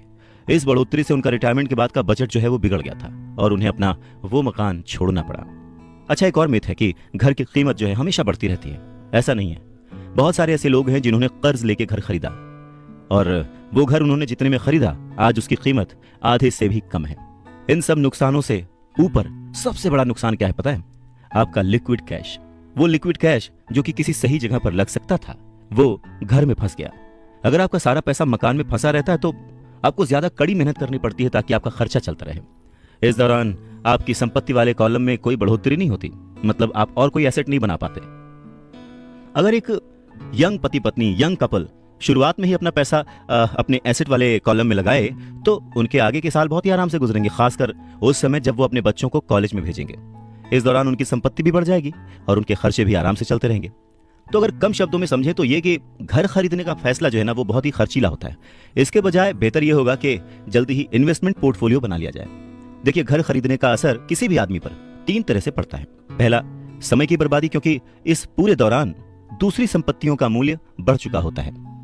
एक्स्ट्रा पूंजी की बर्बादी, एक्स्ट्रा पैसे की बर्बादी जिसे दोबारा निवेश किया जा सकता था, जबकि घर खरीदने के बाद आपको घर से सीधे जुड़े हुए बहुत से खर्च उठाने पड़ते हैं। तीसरा, शिक्षा की बर्बादी। अक्सर ऐसा होता है कि लोग ये मानते हैं कि उनके जो एसेट्स वाले कॉलम में, संपत्ति वाले कॉलम में उनका घर, बचत और रिटायरमेंट प्लान आते हैं। अब क्योंकि उनके पास इन्वेस्ट करने के लिए पैसा नहीं है, इसलिए वो बिल्कुल भी इन्वेस्ट नहीं कर पाते। इस कारण उन्हें इन्वेस्टमेंट का अनुभव कभी मिल ही नहीं पाता। ज्यादातर लोग कभी एक समझदार इन्वेस्टर नहीं बन पाते और सबसे बढ़िया इन्वेस्टमेंट अक्सर सबसे पहले समझदार इन्वेस्टर्स को बेचे जाते हैं, जो बाद में उन्हें ज्यादा दामों पर सुरक्षित रहने वाले लोगों को बेचते हैं। उन लोगों को बेचते हैं जो रिस्क नहीं उठाना चाहते। तो रॉबर्ट टी कियोसाकी के जो पुअर डैड थे, जो कि बहुत ही पढ़े लिखे थे, उनका फाइनेंशियल स्टेटमेंट चूहा दौड़ में फंसे व्यक्ति का सबसे अच्छा उदाहरण है। नौकरी की, जिंदगी भर पाई पाई इकट्ठा की, घर खरीदा और उस घर का खर्च चलाने के लिए जिंदगी भर मेहनत करते रहे। उनके खर्च हमेशा उनकी आमदनी से ज्यादा होते थे और यहाँ पर रॉबर्ट टी कियोसाकी एक बात बहुत अच्छे से समझाना चाहते हैं कि अगर आप इंडिपेंडेंट बनना चाहते हैं, अमीर बनना चाहते हैं, तो आपके खर्चे कभी भी आपकी आमदनी से ज्यादा नहीं होने चाहिए। कौन कितना अमीर है, अगर ये जानना है तो समझें कि उसकी कमाई हुई दौलत किसी आदमी की वो योग्यता है जिसके सहारे वो आगे कई दिनों तक जिंदा रह सकता है। यानी अगर वो आज काम करना बंद कर दे तो वो बिना कमाए कितने दिनों तक जिंदा रह सकता है, यही उसकी अमीरी है। रॉबर्ट टी कियोसाकी कहते हैं कि आज की कर्जदार सोसाइटी दो बातें मानती है। पहली ये कि खुद का एक घर होना चाहिए, दूसरी ये कि अगर सैलरी बढ़ गई है तो फिर एक ज्यादा बड़ा घर खरीद सकते हैं। पर ऐसी सोच, ऐसी स्ट्रैटेजी की वजह से परिवार ज्यादा कर्ज में फंस जाता है। लोग बुरी तरह से पैसों की तंगी का सामना करने लगते हैं। वो लोग अपनी जॉब्स में बहुत अच्छी सैलरी उठा रहे होते हैं, लेकिन इस सोच की वजह से वो सेविंग नहीं कर पाते। इसे हाई रिस्क लिविंग या जोखिम भरी जीवन शैली कह सकते हैं। और इसका कारण छोटा सा है, ऐसे लोगों में पैसे की समझ ना होना, पैसे को कैसे मैनेज करते हैं ये पता ना होना। 90s के दशक में जॉब्स में बहुत ज्यादा गिरावट आई थी, रिसेशन आया था, और तब ये बात पता चली कि जो मिडिल क्लास है वो पैसे के मामले में कितना सुरक्षित है। तब से लेकर आज तक बहुत कुछ बदला है। अच्छी बात यह है कि आज लोग ज्यादा अवेयर्ड हैं, उन्होंने सही जगहों पर इन्वेस्ट करना शुरू कर दिया। और म्यूचुअल फंड में लोगों ने ज्यादा इन्वेस्ट इसलिए किया क्योंकि उन्हें लगता है कि वो ज्यादा सुरक्षित है। औसत म्यूचुअल फंड खरीदने वाले आदमी नौकरी में, टैक्स और मॉर्गेज चुकाने में, अपने बच्चों की कॉलेज की फीस देने के लिए पैसे बचाने में, अपना क्रेडिट कार्ड का हिसाब साफ करने में बहुत ज्यादा बिजी रहते हैं। इतना उनके पास वक्त नहीं होता कि वो ये आर्ट सीख लें कि किस तरह से म्यूचुअल फंड लिया जाए या किस तरह से इन्वेस्ट किया जाए। तो फिर वो क्या करते हैं, फिर वो किसी दूसरे को हायर करते हैं, उसकी काबिलियत पर भरोसा करते हैं, और वो जैसा कहता जाता है वो ऐसा करते जाते हैं। क्योंकि जो पढ़ा लिखा मिडिल क्लास वर्ग है, जो कि पैसे को संभालना नहीं जानता, वो हमेशा यही सोचता है, जोखिम मत उठाओ, सुरक्षित रहो। और असली प्रॉब्लम यही है कि पैसे की समझ न होने के कारण लोग खतरों का सामना करते हैं। उनके सेफ रहने के पीछे की इच्छा, यानी हमें कुछ ना हो, उसके पीछे का असल कारण यह होता है कि उनके पास पैसे की तंगी होती है। उनकी जो बैलेंस शीट होती है उसमें खर्चे ज्यादा होते हैं, इनकम कम होती है। या यूं कहें कि उनकी संपत्ति वाला यानी एसेट वाला कॉलम खाली रहता है, तो कोई गलत बात नहीं होगी। और जब सचमुच जिंदगी में वो once in a lifetime वाला मौका आता है ना, तो ये लोग उस मौके का फायदा नहीं उठा पाते, क्योंकि इनके पास पैसे ही नहीं होते इन्वेस्ट करने के लिए। अगर पैसे की समझ आपको है तो आप थोड़ा थोड़ा निवेश करके, बूंद बूंद से सागर भर के अमीर हो सकते हैं। आप सूझबूझ के साथ सही जगह पर इन्वेस्टमेंट करके अपने 5,000 रुपए को 10 लाख रुपयों में कन्वर्ट कर सकते हैं। पर प्रॉब्लम सोच की है, ये जो गरीब वर्ग या मिडिल क्लास जो वर्ग है, वो ऐसे इन्वेस्टमेंट्स को बहुत ही जोखिम भरा मानता है। पर वो ये नहीं जानता कि प्रॉब्लम इन्वेस्टमेंट में नहीं है, प्रॉब्लम उनकी सोच में है, उनकी नासमझी में है। वो ये नहीं जानते कि पैसा कहाँ लगाना है। वो हमेशा अपने पैसों की जिम्मेदारी दूसरों पर लाद देते हैं और उसके लिए खर्च भी करते हैं। तो अगर आप भी दूसरों की तरह सोचते हैं, घर को एक एसेट समझते हैं, इन्वेस्टमेंट करने से डरते हैं, सेफ रहना चाहते हैं, तो ये समझना जरूरी है कि आप किसी के लिए काम करते हैं। सैलरी पर काम करने वाले बहुत ज्यादा लोग मालिक को या फिर अपने शेयर होल्डर्स को अमीर बना रहे होते हैं। एक्चुअली वो उनके लिए काम कर रहे होते हैं। आपकी कोशिशें, मेहनत और सफलता से दरअसल आप नहीं सफल होते, आपका मालिक सफल होता है और उसे उसके रिटायरमेंट के लिए मदद मिल रही होती है। अच्छा, दूसरा, आप सरकार के लिए काम करते हैं। आप समझ सकते हैं कि जब आप काम करते हैं, पैसे कमाते हैं, तो उसका एक हिस्सा टैक्स के रूप में सरकार को जाता है। तीसरा, अगर आपके पास घर है जिसे आप अपना एसेट मानते हैं, जो कि दरअसल एक लायबिलिटी है, तो आप बैंक्स के लिए काम करते हैं। क्यों? क्योंकि आपने उन घरों के ऊपर लोन ले रखा है और वो लोन चुकाने के लिए, क्रेडिट कार्ड का कर्ज चुकाने के लिए आप दिन रात मेहनत करते हैं। तो अगर आप सिर्फ ज्यादा कड़ी मेहनत से काम करते जाएं, तो समस्या यह है कि तीनों ही मामलों में आपको और ज्यादा मेहनत करनी पड़ेगी और फायदा आपको नहीं मिलेगा, किसी और को मिलेगा। तो आपको यह सीखना पड़ेगा कि आपकी ज्यादा मेहनत से किस तरह आपको और आपके परिवार को फायदा हो।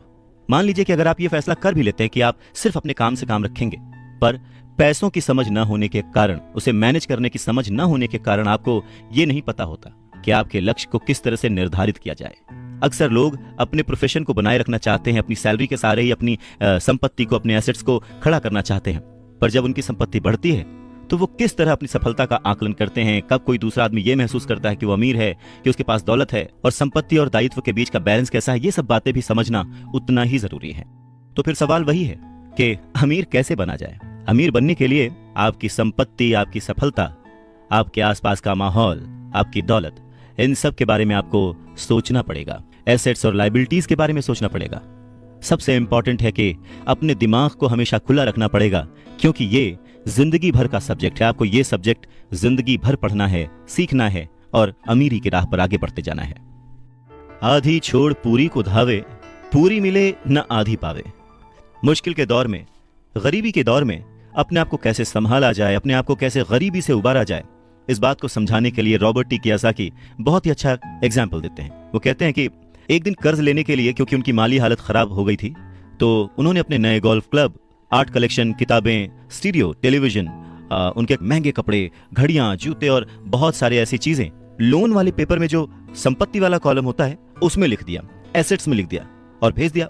उन्हें लगा कि मेरे पास इतनी चीजें हैं तो लोन अप्रूव हो जाएगा, पर उनका लोन का जो पेपर था, एप्लीकेशन पेपर, वो रिजेक्ट कर दिया गया। क्यों? क्योंकि उनका बहुत सारा इन्वेस्टमेंट फिजूल था। लोन कमेटी को वो बात एकदम भी समझ नहीं आई। वो ये जानना चाहते थे कि उनके पास एक नॉर्मल सी नौकरी क्यों नहीं है जिसमें वेतन मिलता है। उन्होंने उनके महंगे कपड़े और महंगे जो खेल का सामान था उनके बारे में कोई सवाल नहीं किया। जिंदगी में कई बार ऐसी कठिनाइयां आती हैं जब आप स्टैंडर्ड प्रोफाइल में फिट नहीं होते हैं। वो कहते हैं कि उन्हें बड़ा ही अचंभा होता है जब वो किसी को ये कहते हुए सुनते हैं कि उसकी नेटवर्थ करोड़ों रुपए है, लाखों रुपए है, क्योंकि नेटवर्थ के सटीक ना होने का एक खास कारण है।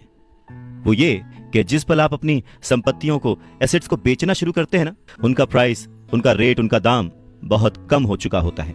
ऊपर से उन पर आपको टैक्स भी चुकाना पड़ता है और इतनी सारी चीजें आपको पैसे के संकट में डाल देती हैं, गरीबी में फंसा देती हैं। पैसा इकट्ठा करने के लिए वो अपनी प्रॉपर्टीज बेचते हैं, एसेट्स बेचते हैं। पहले तो वो अपनी पर्सनल प्रॉपर्टीज बेचते हैं जो कि सच कहें तो बहुत ही कम बिकती हैं, और अगर बिकती भी हैं तो उस पर टैक्स होता है। तो इस तरह से एक बार फिर से सरकार फायदे में से अपना हिस्सा ले लेती है, बैंक अपना हिस्सा ले लेता है, और जो काम कर रहा होता है वो कर्ज में डूब जाता है। तो सीख यही है कि इन सारी चीजों में फंसने के बजाय अपने काम से काम रखिए। जो कर रहे हैं वो करते चलिए, कुछ भी छोड़िए नहीं, पर हाँ, थोड़ी एक्स्ट्रा मेहनत करके, थोड़ी एक्स्ट्रा समझदारी से, फाइनेंशियल लिटरेसी से पैसों को यूज करने का, पैसों को इन्वेस्ट करने का हुनर सीखिए। थोड़ा थोड़ा करके एसेट्स बनाते जाइए, पर हाँ, ऐसी चीजों को खरीदने से बचिए जिनकी कीमत एक बार घर लाने पर कम हो जाती है, क्योंकि ये चीजें कभी भी एसेट्स नहीं हो सकती। गरीबी से बचने का एक दूसरा तरीका यह है कि अपने खर्च कम कर लें, अपनी रिस्पॉन्सिबिलिटीज को और घटा लें और मेहनत ज्यादा करना शुरू कर दें, जिससे इनकम ज्यादा हो। अब बहुत सारे लोगों को इस बात में कंफ्यूजन हो सकती है कि सही जगह निवेश करने का क्या मतलब है, सही इन्वेस्टमेंट क्या है। तो रॉबर्ट टी कियोसाकी कहते हैं कि ऐसा काम करें जिसमें आपकी मौजूदगी की जरूरत ना हो। स्टॉक्स, बॉन्ड खरीदें, म्यूचुअल फंड खरीदें, आमदनी देने वाले रियल एस्टेट में खर्च करें, अपने आप को ग्रूम करने में पैसे खर्च करें, एजुकेशन में जैसे कि म्यूजिक, लिखना, पेटेंट, स्पोर्ट्स और ऐसी हर चीज जो कीमती है, जिसे खरीदने के बाद आपको पैसे मिलते हैं, ना कि आपको उसमें पैसे लगाने पड़ते हैं, उस हर चीज में आप इन्वेस्ट कर सकते हैं। सबसे जरूरी बात, आप जहां भी इन्वेस्ट करते हैं हमेशा ध्यान रखें कि उस इन्वेस्टमेंट से आपको प्यार हो। जैसे कि रॉबर्ट टी कियोसाकी को इमारतों से और जमीन से प्यार था, तो उन्होंने बहुत सारा इन्वेस्टमेंट रियल एस्टेट में किया। जब पैसे खर्च ही नहीं करने हैं तो फिर कमाएं क्यों, और ऐसी अमीरी का क्या फायदा? यह सवाल हम सभी के मन में आ सकता है। इस बात पर रॉबर्ट टी कियोसाकी कहते हैं कि यह सिर्फ सोच का अंतर है। जो अमीर आदमी होता है वो भी ये चीजें खरीदता है, वो विलासिता की चीजें खरीदता है, लेकिन सबसे बाद में पहले वो ये देखता है कि क्या करने से उसे फायदा हो सकता है और किस चीज की उसे सबसे ज्यादा जरूरत है। वहीं उल्टा जो मिडिल क्लास आदमी है या गरीब आदमी है, वो थोड़ा सा पैसा आने पर भी सबसे पहले वो अपने शौक पूरे करता है, घर, हीरे, ज्वेलरी, गाड़ियां, कुछ भी खरीद लेता है। अमीर आदमियों के पास भी ये सब होता है, पर फर्क सिर्फ इतना है कि वो उधार के दलदल में नहीं फंसते। वो लोग जिनके पास पीढ़ियों से पैसा है, जो लंबे समय से अमीर हैं, वो अपनी अर्निंग वाले कॉलम को सबसे पहले बनाते हैं, उसे सिक्योर करते हैं। उसके बाद उनके एसेट्स वाले कॉलम से जो आमदनी होती है, जो इनकम होती है, उससे वो अपनी लग्जूरियस लाइफ जीते हैं, एंजॉय करते हैं। गरीब और मिडिल क्लास आदमी अपनी खून पसीने की कमाई और बच्चों की विरासत की कीमत पर ये चीजें खरीदता है, लोन लेता है। सच्ची लग्जरी असली संपत्ति में निवेश करने और उसे विकसित करने का प्रोत्साहन देती है, उसे बढ़ावा देती है। रॉबर्ट टी कियोसाकी इस बात को एक एग्जाम्पल से समझाते हैं कि जब उनकी वाइफ और उनके पास उनके अपार्टमेंट से अतिरिक्त पैसा आने लगा, रेंट या कुछ भी, तब वो बाजार गए और उन्होंने अपने लिए एक महंगी गाड़ी खरीदी। इसमें जरा सी भी मेहनत नहीं लगी या जोखिम नहीं था, क्योंकि वो पैसा उन्होंने अपनी सेविंग से नहीं बल्कि अपार्टमेंट हाउस के इनकम से खरीदा था। पर इसके लिए उन्होंने 4 साल तक इंतजार किया, पेशेंस के साथ थोड़ा थोड़ा पैसा इकट्ठा करते रहे, और जब रियल एस्टेट पोर्टफोलियो बढ़ा तो आखिरकार वो उन्हें इतना पैसा दे गया कि एक महंगी कार खरीदी जा सके। ज्यादातर लोग अक्सर इच्छा जागने पर बिना सोचे समझे जाते हैं और कर्ज पर कार या कोई और चीज खरीद लाते हैं। हो सकता है कि वो अपनी जिंदगी से ऊब चुके हों या उन्हें सिर्फ एक नए खिलौने की जरूरत हो, पर कर्ज पर ऐसी चीज खरीदने से देर सवेर वो आदमी उस चीज से चिढ़ने लगता है, उसका इंटरेस्ट खत्म हो जाता है, उससे उसमें मजा नहीं आता, क्योंकि उस चीज को खरीदने के लिए जो कर्ज लिया गया है वो उस आदमी के सर पर भार बन जाता है। अगर एक बार आप अपने बिजनेस को बनाने, उसमें इन्वेस्ट करने का समय निकाल लेते हैं तो फिर आप उसमें जादू की छड़ी भी घुमा सकते हैं, जो अमीरों का सबसे बड़ा राज है। और ये राज अमीरों को भीड़ से अलग रखता है, या यूं कहें कि भीड़ से आगे रखता है। जो अपने काम से काम रखते हैं, अपने काम में फोकस्ड रहते हैं, और ये उन्हीं को मिलता है जो अपने काम में पूरा मन लगाते हैं, अपने काम से काम रखते हैं, वो लोग अमीर बन जाते हैं। अगर मिल के चला जाए तो तूफानों को भी शिकस्त दी जा सकती है। रॉबर्ट टी कियोसाकी अपने बचपन का एक किस्सा सुनाते हैं। कहते हैं कि मुझे याद है, हमें स्कूल में रॉबिन हुड और उनके सुखी गिरोह की कहानी बताई गई थी। मेरे स्कूल टीचर का मानना था कि ये केविन कॉस्नर की तरह के एक रोमांटिक हीरो की अद्भुत कहानी है जो अमीरों को लूटता था और गरीबों में बांट देता था। तो मेरे रिच डैड की नजर में रॉबिन हुड हीरो नहीं था, वो उसे बदमाश मानते थे। रॉबिन हुड को गुजरे हुए तो लंबा समय गुजर चुका है, परंतु उसके जो मानने वाले हैं, जो उसके फैंस हैं, वो आज भी जिंदा हैं। न जाने कितनी बार मैंने लोगों को ये कहते सुना है कि अमीरों को और ज्यादा टैक्स देना चाहिए और उसे गरीबों में बांट देना चाहिए। रॉबिन हुड का ये जो थॉट था, अमीरों से लेकर गरीबों में बांट दिया गया। गरीब और मिडिल क्लास लोगों के लिए यह सबसे ज्यादा दुख का कारण है। इसी रॉबिन हुड आदर्श के कारण मिडिल क्लास पर टैक्स का इतना भारी बोझ लदा हुआ है। और सच्चाई तो यह है कि अमीरों पर टैक्स लगता ही नहीं है। गरीबों की भलाई के लिए जो पैसा लगता है वो मिडिल क्लास से आता है, खासकर पढ़े लिखे और ऊंची आमदनी वाले मिडिल क्लास से। और टैक्स के बारे में अगर हम पूरी तरह से समझना चाहें तो हमें थोड़ा सा इतिहास में, हिस्ट्री में जाना पड़ेगा। रॉबर्ट टी कियोसाकी बताते हैं कि उनके रिच डैड ने बताया था कि इंग्लैंड और अमेरिका में पहले कोई टैक्स नहीं लगते थे।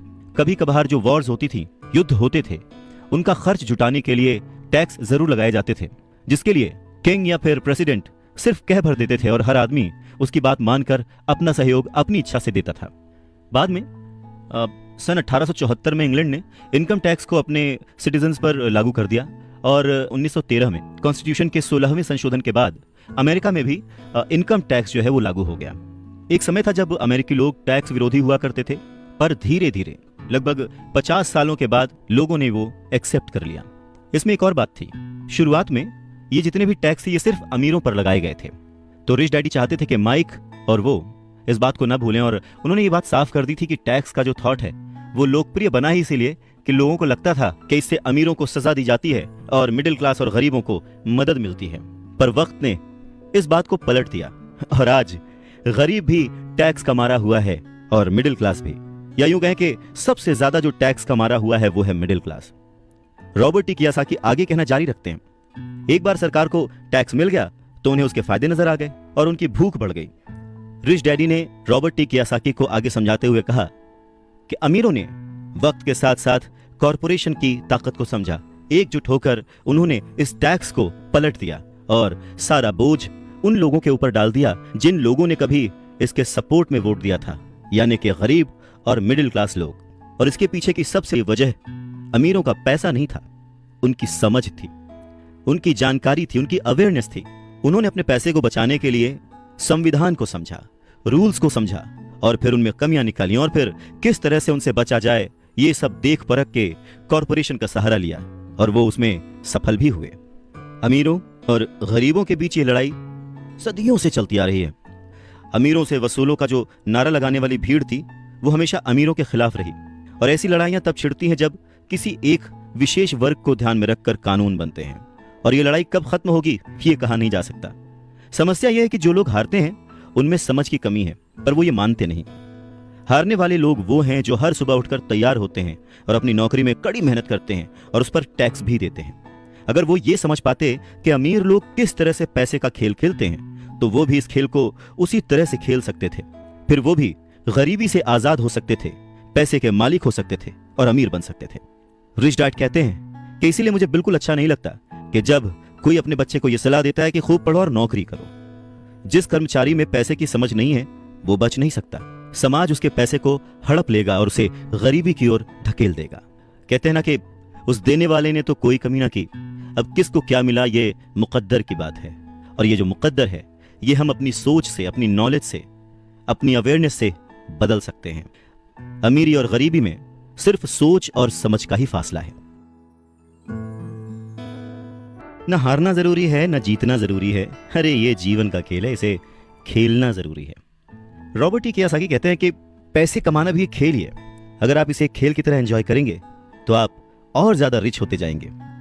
हर हफ्ते वो निवेश करते हैं और कभी हारते हैं, कभी जीतते हैं। जब जीतते हैं तो उस निवेश को अगले हफ्ते के लिए सेव कर लेते हैं, और जब हारते हैं तो खुद से जीतने वाले की आंख में आंख डालकर कहते हैं, ठीक है, अगले सैटरडे फिर मिलते हैं। रॉबर्ट टी कियोसाकी की बात से यह समझ में आता है कि पैसा कमाना भी खेल जैसा ही है। अगर आप उसे एंजॉय करते हैं, उसके पीछे नहीं भागते हैं, तो आप धीरे धीरे ही सही पर ग्रो करेंगे और जल्द ही अमीर बन जाएंगे। इंसान गलतियां करता है और उन गलतियों से सीखता है। अमीर बनना भी कुछ वैसा ही है। कभी आप गलती करते हैं और हार जाते हैं, कभी आप उस गलती को सुधारते हैं और जीत जाते हैं। वैसे बचपन से जवानी तक जब भी हम स्कूल में पढ़ते हैं या हमारे आसपास भी, बच्चों को गलतियां करना अलाउड नहीं होता। उन्हें कहा तो जरूर जाता है कि आप गलती कर सकते हैं, पर जैसे ही बच्चा गलती करता है उसे टोक दिया जाता है, उसे रोक दिया जाता है, उसे डांटा जाता है, और धीरे धीरे हमारे मन में ये धारणा बन जाती है कि गलती करना इज नॉट अलाउड। पर अगर देखा जाए, हम इंसान गलती करके ही सीखते हैं। हमने आज तक जो कुछ भी अचीव किया है, अपनी गलतियों से अचीव किया है। इसी बात को आगे बढ़ाते हुए रॉबर्ट टी कियोसाकी कहते हैं कि इन्वेस्टर्स दो तरह के होते हैं। पहले वो जो नॉर्मल इन्वेस्टर्स होते हैं, जो एक पैकेज में निवेश करते हैं, रिटेल आउटलेट में फोन करते हैं, जैसे एक रियल एस्टेट कंपनी या स्टॉक ब्रोकर या फाइनेंशियल प्लानर को, और फिर वो कुछ छोटा छोटा खरीद लेते हैं। ये एक म्यूचुअल फंड, स्टॉक या बॉन्ड हो सकता है। ये निवेश का एक अच्छा और साफ सुथरा तरीका है और आसान भी है। ये उसी तरह की खरीदारी हो गई जैसे कि कोई कस्टमर कंप्यूटर स्टोर में जाकर शेल्फ पर रखे कंप्यूटर को खरीद ले।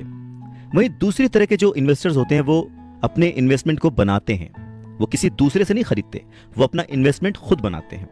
इस तरह के इन्वेस्टर्स आमतौर पर अपने सौदों को असेंबल करते हैं। जिस तरह कंप्यूटर इंजीनियर कंप्यूटर के पुर्जों को असेंबल करते हैं, वो अलग अलग जगहों से सस्ते पार्ट्स लाते हैं और उन पार्ट्स से एक पूरा कंप्यूटर असेंबल करते हैं, जो कि उन्हें बहुत सस्ता पड़ता है, और फिर वो उसे महंगे दामों में बेच देते हैं। ठीक उसी तरह से जो दूसरा निवेशक है, वो आर्थिक अवसरों के पुर्जों को अच्छी तरह से ऑब्जर्व करता है। ठीक इसी तरह से जो दूसरा इन्वेस्टर है, वो समय को पहचानता है और मौके की नजाकत को देखते हुए, अपने कमर्शियल फायदे को देखते हुए चीजों को इस्तेमाल करता है। और जो दूसरे किस्म का इन्वेस्टर है, सच में वही प्रोफेशनल इन्वेस्टर होता है। अमीर बनने की राह में, रिच बनने की राह में, यह जानना बहुत जरूरी है कि किस समय पर क्या एक्शन लिया जाए जिससे आपकी किस्मत बदल जाए और आपको नुकसान भी ना हो। अगर आप दूसरे किस्म के इन्वेस्टर बनना चाहते हैं तो आपको खासतौर से इन 3 क्वालिटीज को अपने अंदर इंप्रूव करना होगा, क्योंकि फाइनेंशियल इंटेलिजेंस के अलावा इन क्वालिटीज की भी जरूरत होती है। पहला, किस तरह ऐसे मौके को खोजें जो दूसरों को दिखाई नहीं देता। दूसरे लोग अपनी आंखों से उस मौके को नहीं देख पाते, पर आप अपने दिमाग से और अपने एक्सपीरियंस से उन मौकों को देख सकते हैं। एग्जाम्पल के लिए रॉबर्ट टी कियोसाकी के एक दोस्त ने एक पुराना घर खरीदा जो देखने में बुरा था। हर एक को हैरत थी कि उसने इसे खरीद क्यों लिया, पर दूसरे जो नहीं देख पाए थे वो उनके दोस्त ने देख लिया था, और वो था घर के साथ 4 खाली जमीन के टुकड़े। घर खरीदने के बाद उसने उसे तोड़ा और उन 5 प्लॉट्स को मिलाकर बिल्डर को बेच दिया। इस सारे डील में उसे जो उसने पैसा लगाया था वो तो मिला ही, उसके ऊपर से 3 गुना रकम और मिली। उसने सिर्फ 2 महीने के काम में लाखों रुपए कमा लिए, जो कि उनके लिए बहुत ज्यादा नहीं थी, पर फिर भी देखा जाए कि उन 2 महीनों की मेहनत में अगर वो जॉब में होता तो कितना कमाता वर्सेस उसने इस डील से जो कमाया। दूसरा पॉइंट, पैसा किस तरह से इकट्ठा किया जाए। औसत आदमी बैंक जाता है, पर इस दूसरे किस्म के इन्वेस्टर को यह पता होना चाहिए कि पैसा किस तरह जुटाया जाए और बिना बैंक जाए, बिना लोन लिए किस तरह से पैसा इकट्ठा किया जाए। रॉबर्ट टी कियोसाकी कहते हैं कि उन्होंने भी यह सीखा कि बिना बैंक की मदद लिए घर कैसे खरीदे जा सकते हैं। घर खरीदना बहुत इंपॉर्टेंट नहीं है, पर पैसा इकट्ठा करना बहुत इंपॉर्टेंट है और बहुत ही रेयर आर्ट है। अक्सर वो लोगों को ये कहते सुनते हैं कि बैंक मुझे लोन नहीं दे रहा, या मेरे पास इसे खरीदने के लिए पैसे ही नहीं है। अगर आप दूसरे किस्म के इन्वेस्टर बनना चाहते हैं तो आपको ये सीखने की जरूरत है, क्योंकि ज्यादातर लोग सिर्फ इसीलिए सौदे नहीं कर पाते क्योंकि उनके पास पैसा ही नहीं होता। तो अगर आप इस प्रॉब्लम को पार कर सकते हैं तो आप एक सच्चे इन्वेस्टर हो सकते हैं और बहुत प्रॉफिट कमा सकते हैं। तीसरा पॉइंट, किस तरह से स्मार्ट लोगों को इकट्ठा किया जाए। ऐसे लोग बहुत समझदार होते हैं जो या तो अपने से ज्यादा समझदार लोगों के साथ काम करते हैं या फिर उन्हें अपने साथ काम पर रख लेते हैं। जब भी आपको सलाह की जरूरत होगी ना, तो यही समझदार लोग आपके सलाहकार का काम करेंगे। तो सीखने के लिए बहुत कुछ है, पर हाँ, अगर आपने मन लगाकर सीखा तो आपको उसके फायदे भी बहुत मिलेंगे। पर हाँ, अगर आपके अंदर इतनी इच्छा नहीं है, आप इतना टाइम नहीं दे सकते, आप उतने अमीर नहीं बनना चाहते, तो फिर आपको पहले किस्म का ही इन्वेस्टर बने रहना चाहिए। आप तो जानते हैं वही आपकी सबसे बड़ी पूंजी है। आप जो नहीं जानते वही आपका सबसे बड़ा जोखिम है। जोखिम तो हमेशा रहता है, इसीलिए इससे बचने के बजाय इसे मैनेज करना सीखें, तभी आप तरक्की कर पाएंगे और अमीर बन पाएंगे। जब जिंदगी आपको नींबू थमाए तो जल्दी से शरबत बना लो और पी लो। अवसर पहचानना किसी भी इन्वेस्टर की सबसे बड़ी क्वालिटी होती है। फाइनेंशियल बुद्धि का मतलब है ज्यादा विकल्प होना। अगर अवसर आपके सामने आ ही नहीं रहे हैं तो फिर आप अपनी गरीबी को सुधारने के लिए और क्या कर सकते हैं। अगर कोई अवसर आपकी झोली में आकर गिर जाए पर आपके पास पैसा ही नहीं है और आप उसमें इन्वेस्ट ही नहीं कर सकते, ऊपर से बैंक वाले आपको उधार नहीं दे रहे, आप पैसे का कहीं से इंतजाम नहीं कर पा रहे, तो फिर उस मौके का आप फायदा कैसे उठा सकते हैं। मान लीजिए अगर आपका अनुमान जो है वो गलत हो जाए और अगर आप जिसकी उम्मीद करते हैं वो नहीं हो, तो फिर आप क्या करेंगे? कैसे एक छोटी सी चीज को लाखों में बेचेंगे? अगर ये करना आपको आता है तो इसे ही कहते हैं फाइनेंशियल बुद्धि, यानी फाइनेंशियल इंटेलिजेंस। ज्यादा मतलब नहीं इस बात से। एग्जाम्पल लेते हैं कि एक नींबू है और उसको लाखों में बेचना है, तो लाखों में बदलने के लिए कितने अलग अलग तरह से आप उसको यूज कर सकते हैं। इसका मतलब है कि आप अपनी पैसे की समस्याओं को सुलझाने में कितने क्रिएटिव हैं। ज्यादातर लोग केवल एक समाधान जानते हैं, नींबू निचोड़ो और शरबत बना के पी लो, यानी कि कड़ी मेहनत करो, बचत करो और उधार लो। तो आपको अपनी फाइनेंशियल बुद्धि क्यों बढ़ानी चाहिए? रॉबर्ट टी कियोसाकी कहते हैं, क्योंकि आप उस तरह का इंसान होना चाहते हैं जो अपनी किस्मत खुद लिखता हो। आप जो हो रहा है उसे होने देते हैं और उसे बेहतर में बदलने की ताकत रखते हैं। ऐसे बहुत कम लोग ये बात समझ पाते हैं कि किस्मत भी हम ही लिखते हैं। जिस तरह की पैसा बनाया जाता है, अगर आप ज्यादा किस्मत वाले होना चाहते हैं और ज्यादा पैसा बनाना चाहते हैं तो बहुत कड़ी मेहनत करने के अलावा आपको अपनी फाइनेंशियल बुद्धि को भी तैयार करना होगा, सीखना होगा। अगर आप इस तरह के आदमी हैं जो सही चीज होने का इंतजार करता है, तो शायद आपको बहुत लंबे समय तक इंतजार करना पड़ सकता है। ये तो बस उसी तरह की बात हो गई कि आप गैरेज से गाड़ी निकालने के पहले ये डिसाइड करना चाहते हैं कि भाई अगले 5 मील तक सभी स्ट्रीट लाइट्स ठीक रहेंगी, बर्फ नहीं गिरेगी, एक्सीडेंट नहीं होगा, वगैरह वगैरह। ये चीजें आपके कंट्रोल में नहीं है। आपके कंट्रोल में है सिर्फ गाड़ी चलाना। ठीक उसी तरह से आपके कंट्रोल में है अपने प्लान्स बनाना, अपनी समझ और सूझबूझ का इस्तेमाल करते हुए। जिस काम से आप एक महान इंसान बन सकते हैं, एक अमीर इंसान बन सकते हैं, क्या वो काम आप चंद पैसों के लिए करेंगे? नहीं ना। सीखने के लिए काम करें, पैसों के लिए नहीं। रॉबर्ट टी कियोसाकी एक घटना का जिक्र करते हैं। कहते हैं कि 1995 में मैंने सिंगापुर के एक अखबार में इंटरव्यू दिया। युवा महिला रिपोर्टर बहुत ही टाइम पे आ गई और इंटरव्यू शुरू हो गया। हम एक बहुत ही बड़े से होटल की लॉबी में कॉफी पी रहे थे और मेरा जो सिंगापुर जाने का रीजन था उसके बारे में डिस्कशन कर रहे थे।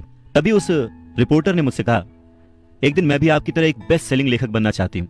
मैंने उसके कई राइटअप्स और लेख पढ़े थे और उनसे प्रभावित भी था। वो बहुत अच्छा लिखती थी, बहुत ही साफ। तो मैंने उसे कहा, बिल्कुल आप कर सकती हैं, क्योंकि आप जो लिखती हैं वो बहुत ही बढ़िया है। वैसे कौन सी चीज है जो आपको आपके सपनों को पाने से रोक रही है? उसने कहा कि मेरा काम जो है वो कभी कहीं जाता है, कभी कहीं जाता है। हर आदमी कहता है कि मेरे उपन्यास बहुत बढ़िया हैं, पर एक्चुअली होता कुछ नहीं है। इसलिए मैं अखबार में काम कर रही हूँ, कम से कम इससे मेरा खर्च तो चली जाता है। अब आपके पास कोई सुझाव है क्या इस बारे में? मैंने कहा, हाँ बिल्कुल है। सिंगापुर में मेरा एक दोस्त है, वो एक स्कूल चलाता है जहां लोगों को बाइंग सेलिंग रिलेटेड ट्रेनिंग दी जाती है। वो सिंगापुर में कई बहुत ही बड़े बड़े कॉर्पोरेशंस के लिए सेल्स ट्रेनिंग कोर्स चलाता है और मैं समझता हूं कि उसके कोर्स में शामिल होने से आपका करियर बहुत ज्यादा आगे चला जाएगा। ये बात सुनने के बाद वो थोड़ा सा रूखी हो गई। वो कहने लगी कि मतलब आप ये कहना चाहते हैं कि मुझे ये सब सीखने के लिए स्कूल जाना पड़ेगा? तो मैंने हाँ कह के सिर हिलाया और फिर उसे इस बात पर विश्वास ही नहीं हुआ कि मैं सचमुच उसे स्कूल जाने के लिए कह रहा हूं। मैंने उसे कहा कि इसमें गलत ही क्या है, पर तब मुझे रियलाइज हुआ कि मुझे अपने शब्द वापस ले लेने चाहिए। उसे मेरी किसी बात का बुरा लग गया था शायद, और अब मैं सोच रहा था कि कितना अच्छा होता अगर मैंने उसे कुछ भी सुझाव नहीं दिया होता। उसकी मदद करने की कोशिश में मैंने वो सुझाव दिया था और अब मुझे खुद ही बुरा लग रहा था। उसने कहा कि मेरे पास इंग्लिश लिटरेचर में मास्टर्स डिग्री है, मैं सेल्समैन बनना सीखने के लिए स्कूल क्यों जाऊं? मैं एक प्रोफेशन में प्रशिक्षित होने के लिए स्कूल गई थी ताकि मुझे सेल्समैन ना बनना पड़े। अब वो अपना ब्रीफकेस ताकत से बंद कर रही थी और इंटरव्यू खत्म हो चुका था और उसकी बॉडी लैंग्वेज से पता लग रहा था कि वो नाराज थी। वहीं कॉफी टेबल पर मेरी एक बेस्ट सेलिंग बुक रखी हुई थी। मैंने उसे उठाया और उस लेडी के द्वारा लिखे गए नोट्स को भी अपने दूसरे हाथ में रखा। मैंने उसे कहा कि क्या आप इसे देख सकती हैं? मैंने उसके नोट्स की तरफ इशारा किया। उसने अपने नोट्स पर नजर डाली। क्या? उसने उलझन में कहा। एक बार फिर मैंने उसके नोट्स की तरफ जानबूझकर इशारा किया। एक बार फिर मैंने उसके नोट्स की तरफ जानबूझकर इशारा किया, जिस पर उसने लिखा था, रॉबर्ट कियोसाकी, बेस्ट सेलिंग लेखक। यहां पर बेस्ट सेलिंग राइटर लिखा हुआ है, ना कि बेस्ट राइटिंग राइटर। तब उसे मेरी बात समझ में आई। लहरों से डर करके नौका पार नहीं होती, कोशिश करने वालों की हार नहीं होती। रॉबर्ट टी कियोसाकी कहते हैं कि जब आप रिच बनने की सोचते हैं, रिच बनने की ठानते हैं, अमीर बनने की कोशिश करते हैं, तो बहुत सारी बाधाओं को पार करना पड़ता है। तो उनके अनुसार अमीरी की राह में ऐसी 5 बाधाएं हैं जो लोगों को रोकती हैं आगे बढ़ने से। सो पहला कारण है डर, पैसा खोने के डर से पार पाना। रॉबर्ट टी कियोसाकी कहते हैं कि वो अपनी जिंदगी में ऐसे न जाने कितने अमीर लोगों से मिले हैं जिन्हें पैसे का नुकसान हुआ है, पर वो फिर भी अमीर हैं। पर ऐसे एक भी गरीब इंसान से नहीं मिले हैं जिसने अपनी एक दमड़ी भी खोई है अमीर बनने की राह में, इन्वेस्टमेंट की राह में। पैसा खो जाने का डर बहुत ही नेचुरल है, बहुत ही स्वाभाविक है। ये हर इंसान को होता है, अमीरों को भी होता है, गरीबों को भी होता है। पर प्रॉब्लम डर नहीं है, प्रॉब्लम है कि आप इस डर का सामना किस तरह से करते हैं। पैसा खोने के बाद की स्थिति से, उसकी सिचुएशन से किस तरह से बाहर आते हैं, आप अपनी असफलताओं को किस तरह से ट्रीट करते हैं, ये आपकी लाइफ में बहुत इंपॉर्टेंट है। ये आपकी लाइफ में केवल पैसे के बारे में नहीं है, बल्कि हर चीज के बारे में है। एक अमीर आदमी और एक गरीब आदमी के बीच का जो अंतर होता है वो बस यही होता है कि अमीर आदमी अपने डर से किस तरह से जीतता है और गरीब आदमी अपने डर से किस तरह से हार जाता है। लोगों के पैसा खोने का डर ठीक वैसा ही है जैसे कि मोटरसाइकिल से गिरने पर चोट लगने का डर। उस चोट लगने के डर से ज्यादा एक्साइटमेंट आपको उस बाइक को चलाने का होता है, और उसी एक्साइटमेंट में, उसी खुशी में आप बाइक चलाना सीख लेते हैं। ठीक वैसे ही पैसे के खोने के डर से ज्यादा उसे अर्न करने की खुशी अगर आपको हो, तो आप धीरे धीरे प्लान वे में एसेट्स पर ध्यान देंगे, उन्हें खरीदेंगे और एक वक्त पर अमीर बन जाएंगे। मैं अकेला ही चला था जानिबे मंजिल, मगर लोग यूं जुड़ते गए और कारवां बनता गया। रॉबर्ट टी कियोसाकी कहते हैं कि पैसा मेरे लिए काम करे और मैं पैसे के लिए काम ना करूं। मेरा ये पहला सबक दरअसल ताकत के बारे में है। अगर आप पैसे के लिए काम करते हैं तो आप ताकत को अपने बॉस के हाथ में दे देते हैं, या आप जिसके लिए काम कर रहे होते हैं आप अपनी आज़ादी उसके हाथ में दे देते हैं। अगर आपका पैसा आपके लिए काम करता है तो आप अपने पैसे के, अपने काम के, अपनी जिंदगी के खुद मालिक होते हैं। एक बार हमें हमारे लिए काम करने वाले पैसे की ताकत का ज्ञान हो जाए, फिर हमें पैसे के लिहाज से स्मार्ट हो जाना चाहिए और हमें डराने वाले लोगों से निपटने के लिए रास्ते ढूंढ लेने चाहिए। पर ऐसा करने के लिए आपको कानून की समझ होनी चाहिए, अपने आसपास की समझ होनी चाहिए, मार्केट में क्या चल रहा है इस बात की समझ होनी चाहिए, और सिस्टम कैसे काम करता है इसकी भी समझ होनी चाहिए। अगर आप अवेयर नहीं हैं, मतलब नॉलेजेबल नहीं हैं, ज्ञानी हैं, आप केयरलेस हैं, अपनी चीज़ों को समझना नहीं चाहते, तो आपको बड़ी आसानी से डराया और हराया जा सकता है। अगर आप जानते हैं कि आप क्या बात कर रहे हैं और मुसीबत कैसी है और उसे कैसे सॉल्व किया जाए, तो आपको आसानी से डराया नहीं जा सकता। रॉबर्ट कियोसाकी के रिच डैडी हमेशा उन्हें ये कहा करते थे कि स्मार्ट बनो, ताकि तुम्हें कोई भी कहीं से भी आके धक्का ना दे जाए। और उन्होंने अपनी जिंदगी में बस इसी उसूल को अपनाया था। वो कानून जानते थे क्योंकि वो कानून का आदर करते थे। वो कानून जानते थे क्योंकि कानून न जानना बहुत महंगा साबित हो सकता था। अगर आप जानते हैं कि आप सही हैं तो आप किसी से भी उलझने से नहीं डरेंगे, आप किसी के भी सामने अपनी बात रखने से नहीं डरेंगे, चाहे आपका मुकाबला विश्व के सबसे ताकतवर आदमी से ही क्यों ना हो। तो रॉबर्ट टी कियोसाकी के जो पुअर डैड थे वो हमेशा उन्हें मोटिवेट करते थे कि वो कुछ भी करके एक अच्छी सी नौकरी कर लें, कॉर्पोरेशन में किसी ऊंचे पद पर चले जाएं। और यही बात जब रॉबर्ट टी कियोसाकी ने अपने रिच डैड से शेयर की तो वो हंसे और उन्होंने कहा कि उस कॉर्पोरेट लैडर पर चढ़ने की बजाय क्यों ना उसका मालिक ही बन जाया जाए। बचपन में रॉबर्ट टी कियोसाकी को यह समझ नहीं आया था कि कॉर्पोरेशन के मालिक होने से रिच डैड का क्या मतलब था। पर मुद्दे की बात यह है कि अगर रॉबर्ट टी कियोसाकी के रिच डैड नहीं होते तो वो अपने पुअर डैड की बात मानकर किसी जगह नौकरी कर रहे होते। उनके रिच डैड ने बार बार याद दिलाया कि भीड़ के साथ चलने की जरूरत नहीं है, अपनी सोच रखो, अपनी समझ रखो और फिर अपनी जिंदगी की दिशा खुद तय करो। रॉबर्ट टी कियोसाकी अपनी कहानी कहते हैं कि जब तक मैं 25 साल का हुआ तब तक मेरे रिच डैड की सलाह मुझे समझ नहीं आती थी। उन्होंने कुछ दिन पहले ही मरीन कॉर्प्स छोड़ी थी और जेरोक्स कंपनी के लिए काम कर रहे थे। वहां उन्हें बहुत पैसा मिल रहा था, पर बार बार अपनी तनख्वाह को चेक करते थे और हमेशा निराश होते थे। टैक्स इतना ज्यादा कटता था कि उन्हें और ज्यादा काम करना पड़ता था अपनी जरूरतों को पूरा करने के लिए। धीरे धीरे वो सफल होने लगे, सक्सेसफुल होने लगे। तो उनके जो बॉसेस थे उन्होंने उनको प्रमोशन दी और सैलरी बढ़ा दी। उन्हें ये बात सुनकर बहुत अच्छा लगा और जैसे ही उन्होंने अपनी ये बात अपने रिच डैड से शेयर की तो उन्होंने कहा, अच्छा तो तुम्हारे बॉस अमीर बन रहे हैं, तुम्हारी कंपनी अमीर बन रही है, तुम किसके लिए काम कर रहे हो, तुम किसे अमीर बना रहे हो। तो बस 1974 में जेरोक्स के कर्मचारी के रूप में ही उन्होंने अपना पहला कॉर्पोरेशन बनाया और अपने काम से काम रखना शुरू कर दिया। पहले से ही उन्होंने संपत्ति वाले कॉलम में कुछ चीजें लिख रखी थी और खरीद रखी थी, पर अब उन्होंने ये ठान लिया था कि उन्हें और ज्यादा बढ़ाना है, उन्हें अपने एसेट्स और बढ़ाने हैं और अपनी लायबिलिटीज को और कम करना है। जैसे जैसे वक्त बीतता गया, जैसे जैसे रॉबर्ट टी कियोसाकी पैसे को समझते गए, इसके गणित को समझते गए, इसके व्यवहार को समझते गए, उन्हें अपने रिच डैडी की सलाह समझ में आने लगी। एक बार उन्होंने अपने काम से काम रखने की ठान ली और अपनी संपत्तियां, अपने एसेट्स बढ़ाने शुरू कर दिए और एक बेहतरीन कर्मचारी बन गए। उनके पास अब एक लक्ष्य था। वो सुबह जल्दी जाते थे, मेहनत से काम करते थे, ज्यादा से ज्यादा पैसे कमाते थे और अपने रियल एस्टेट में इन्वेस्ट करते थे। और वो दौर भी ऐसा था कि उस समय नई नई चीजें, नए नए डेवलपमेंट्स हो रहे थे जिसमें संभावनाएं तलाश की जा सकती थी। तो उन्होंने जेरोक्स मशीनें बेची।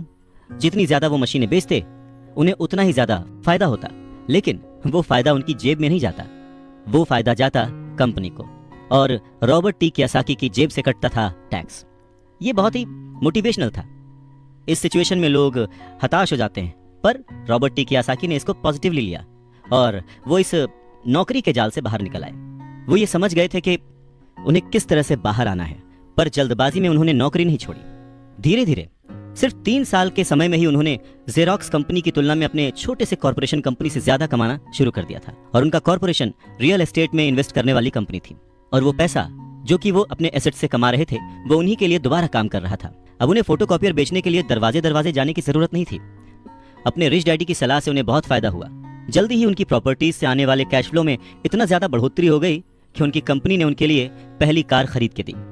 उनकी पुरानी कंपनी जेरोक्स के लोगों को लगा कि वो अपना कमीशन बेच रहे हैं, परंतु ऐसा था नहीं। उन्होंने अपने कमीशन को अपने एसेट्स में कन्वर्ट कर रखा था। रॉबर्ट टी कियोसाकी कहते हैं कि उनका एक एक रुपया उनके एक एक एम्प्लॉय जैसा उनके लिए काम कर रहा था। क्यों? क्योंकि उन्होंने सही जगह पर इन्वेस्ट किया था। अपने रिच डैड से सीखे गए सबक के कारण वो इस चूहा दौड़ के मिथक से बाहर आ गए थे और कम उम्र में ही एक एम्प्लॉयर बन गए थे। स्कूल में पढ़ाया जाता है कैसे एम्प्लॉय बने, पर अपने रिच डैड की बात मानकर वो एक एम्प्लॉयर बने। और ये सब पॉसिबल हुआ पैसे को सही जगह पर इन्वेस्ट करने की समझ से, पैसे को मैनेज करने की समझ से, फाइनेंशियल लिटरेसी से। बहुत सारी मुश्किलें आई, पर अपनी सूझबूझ से और अपनी अवेयरनेस से, अपने नॉलेज से रॉबर्ट टी कियोसाकी उन मुश्किलों से आगे बढ़ते गए और लोग उनको फॉलो करने लगे। वो जब भी फाइनेंशियल सेमिनार्स में दूसरों को सिखाने को जाते, उनको अपनी बात बताते, तो वो हमेशा कहते कि फाइनेंशियल आईक्यू स्पेशलाइजेशन के 4 बड़े फील्ड से आने वाले ज्ञान का मिक्सचर है, नॉलेज का मिक्सचर है। सो वो 4 फील्ड्स कौन कौन सी हैं?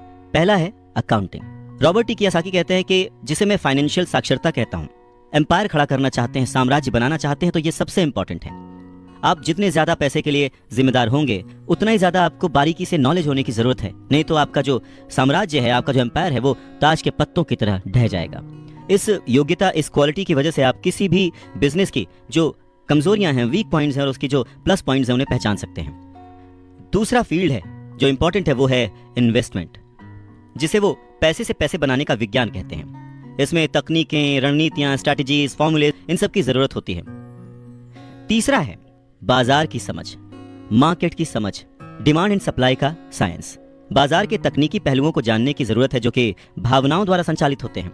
जी हाँ, मैक्सिमम जनता इमोशनल होकर चीजें करती है और उसका फायदा उन लोगों को होता है जो कि दिमाग से सोचते हैं, खास करके पैसे के बारे में। चाहे वो गाड़ी खरीदना हो, घर खरीदना हो, या कोई भी सुख सुविधाएं हो, ये सारी चीजें इमोशन से होती हैं और फायदा हमेशा दूसरे व्यक्ति को होता है जो इन्हें बेच रहा होता है। और चौथी फील्ड है कानून, लॉ।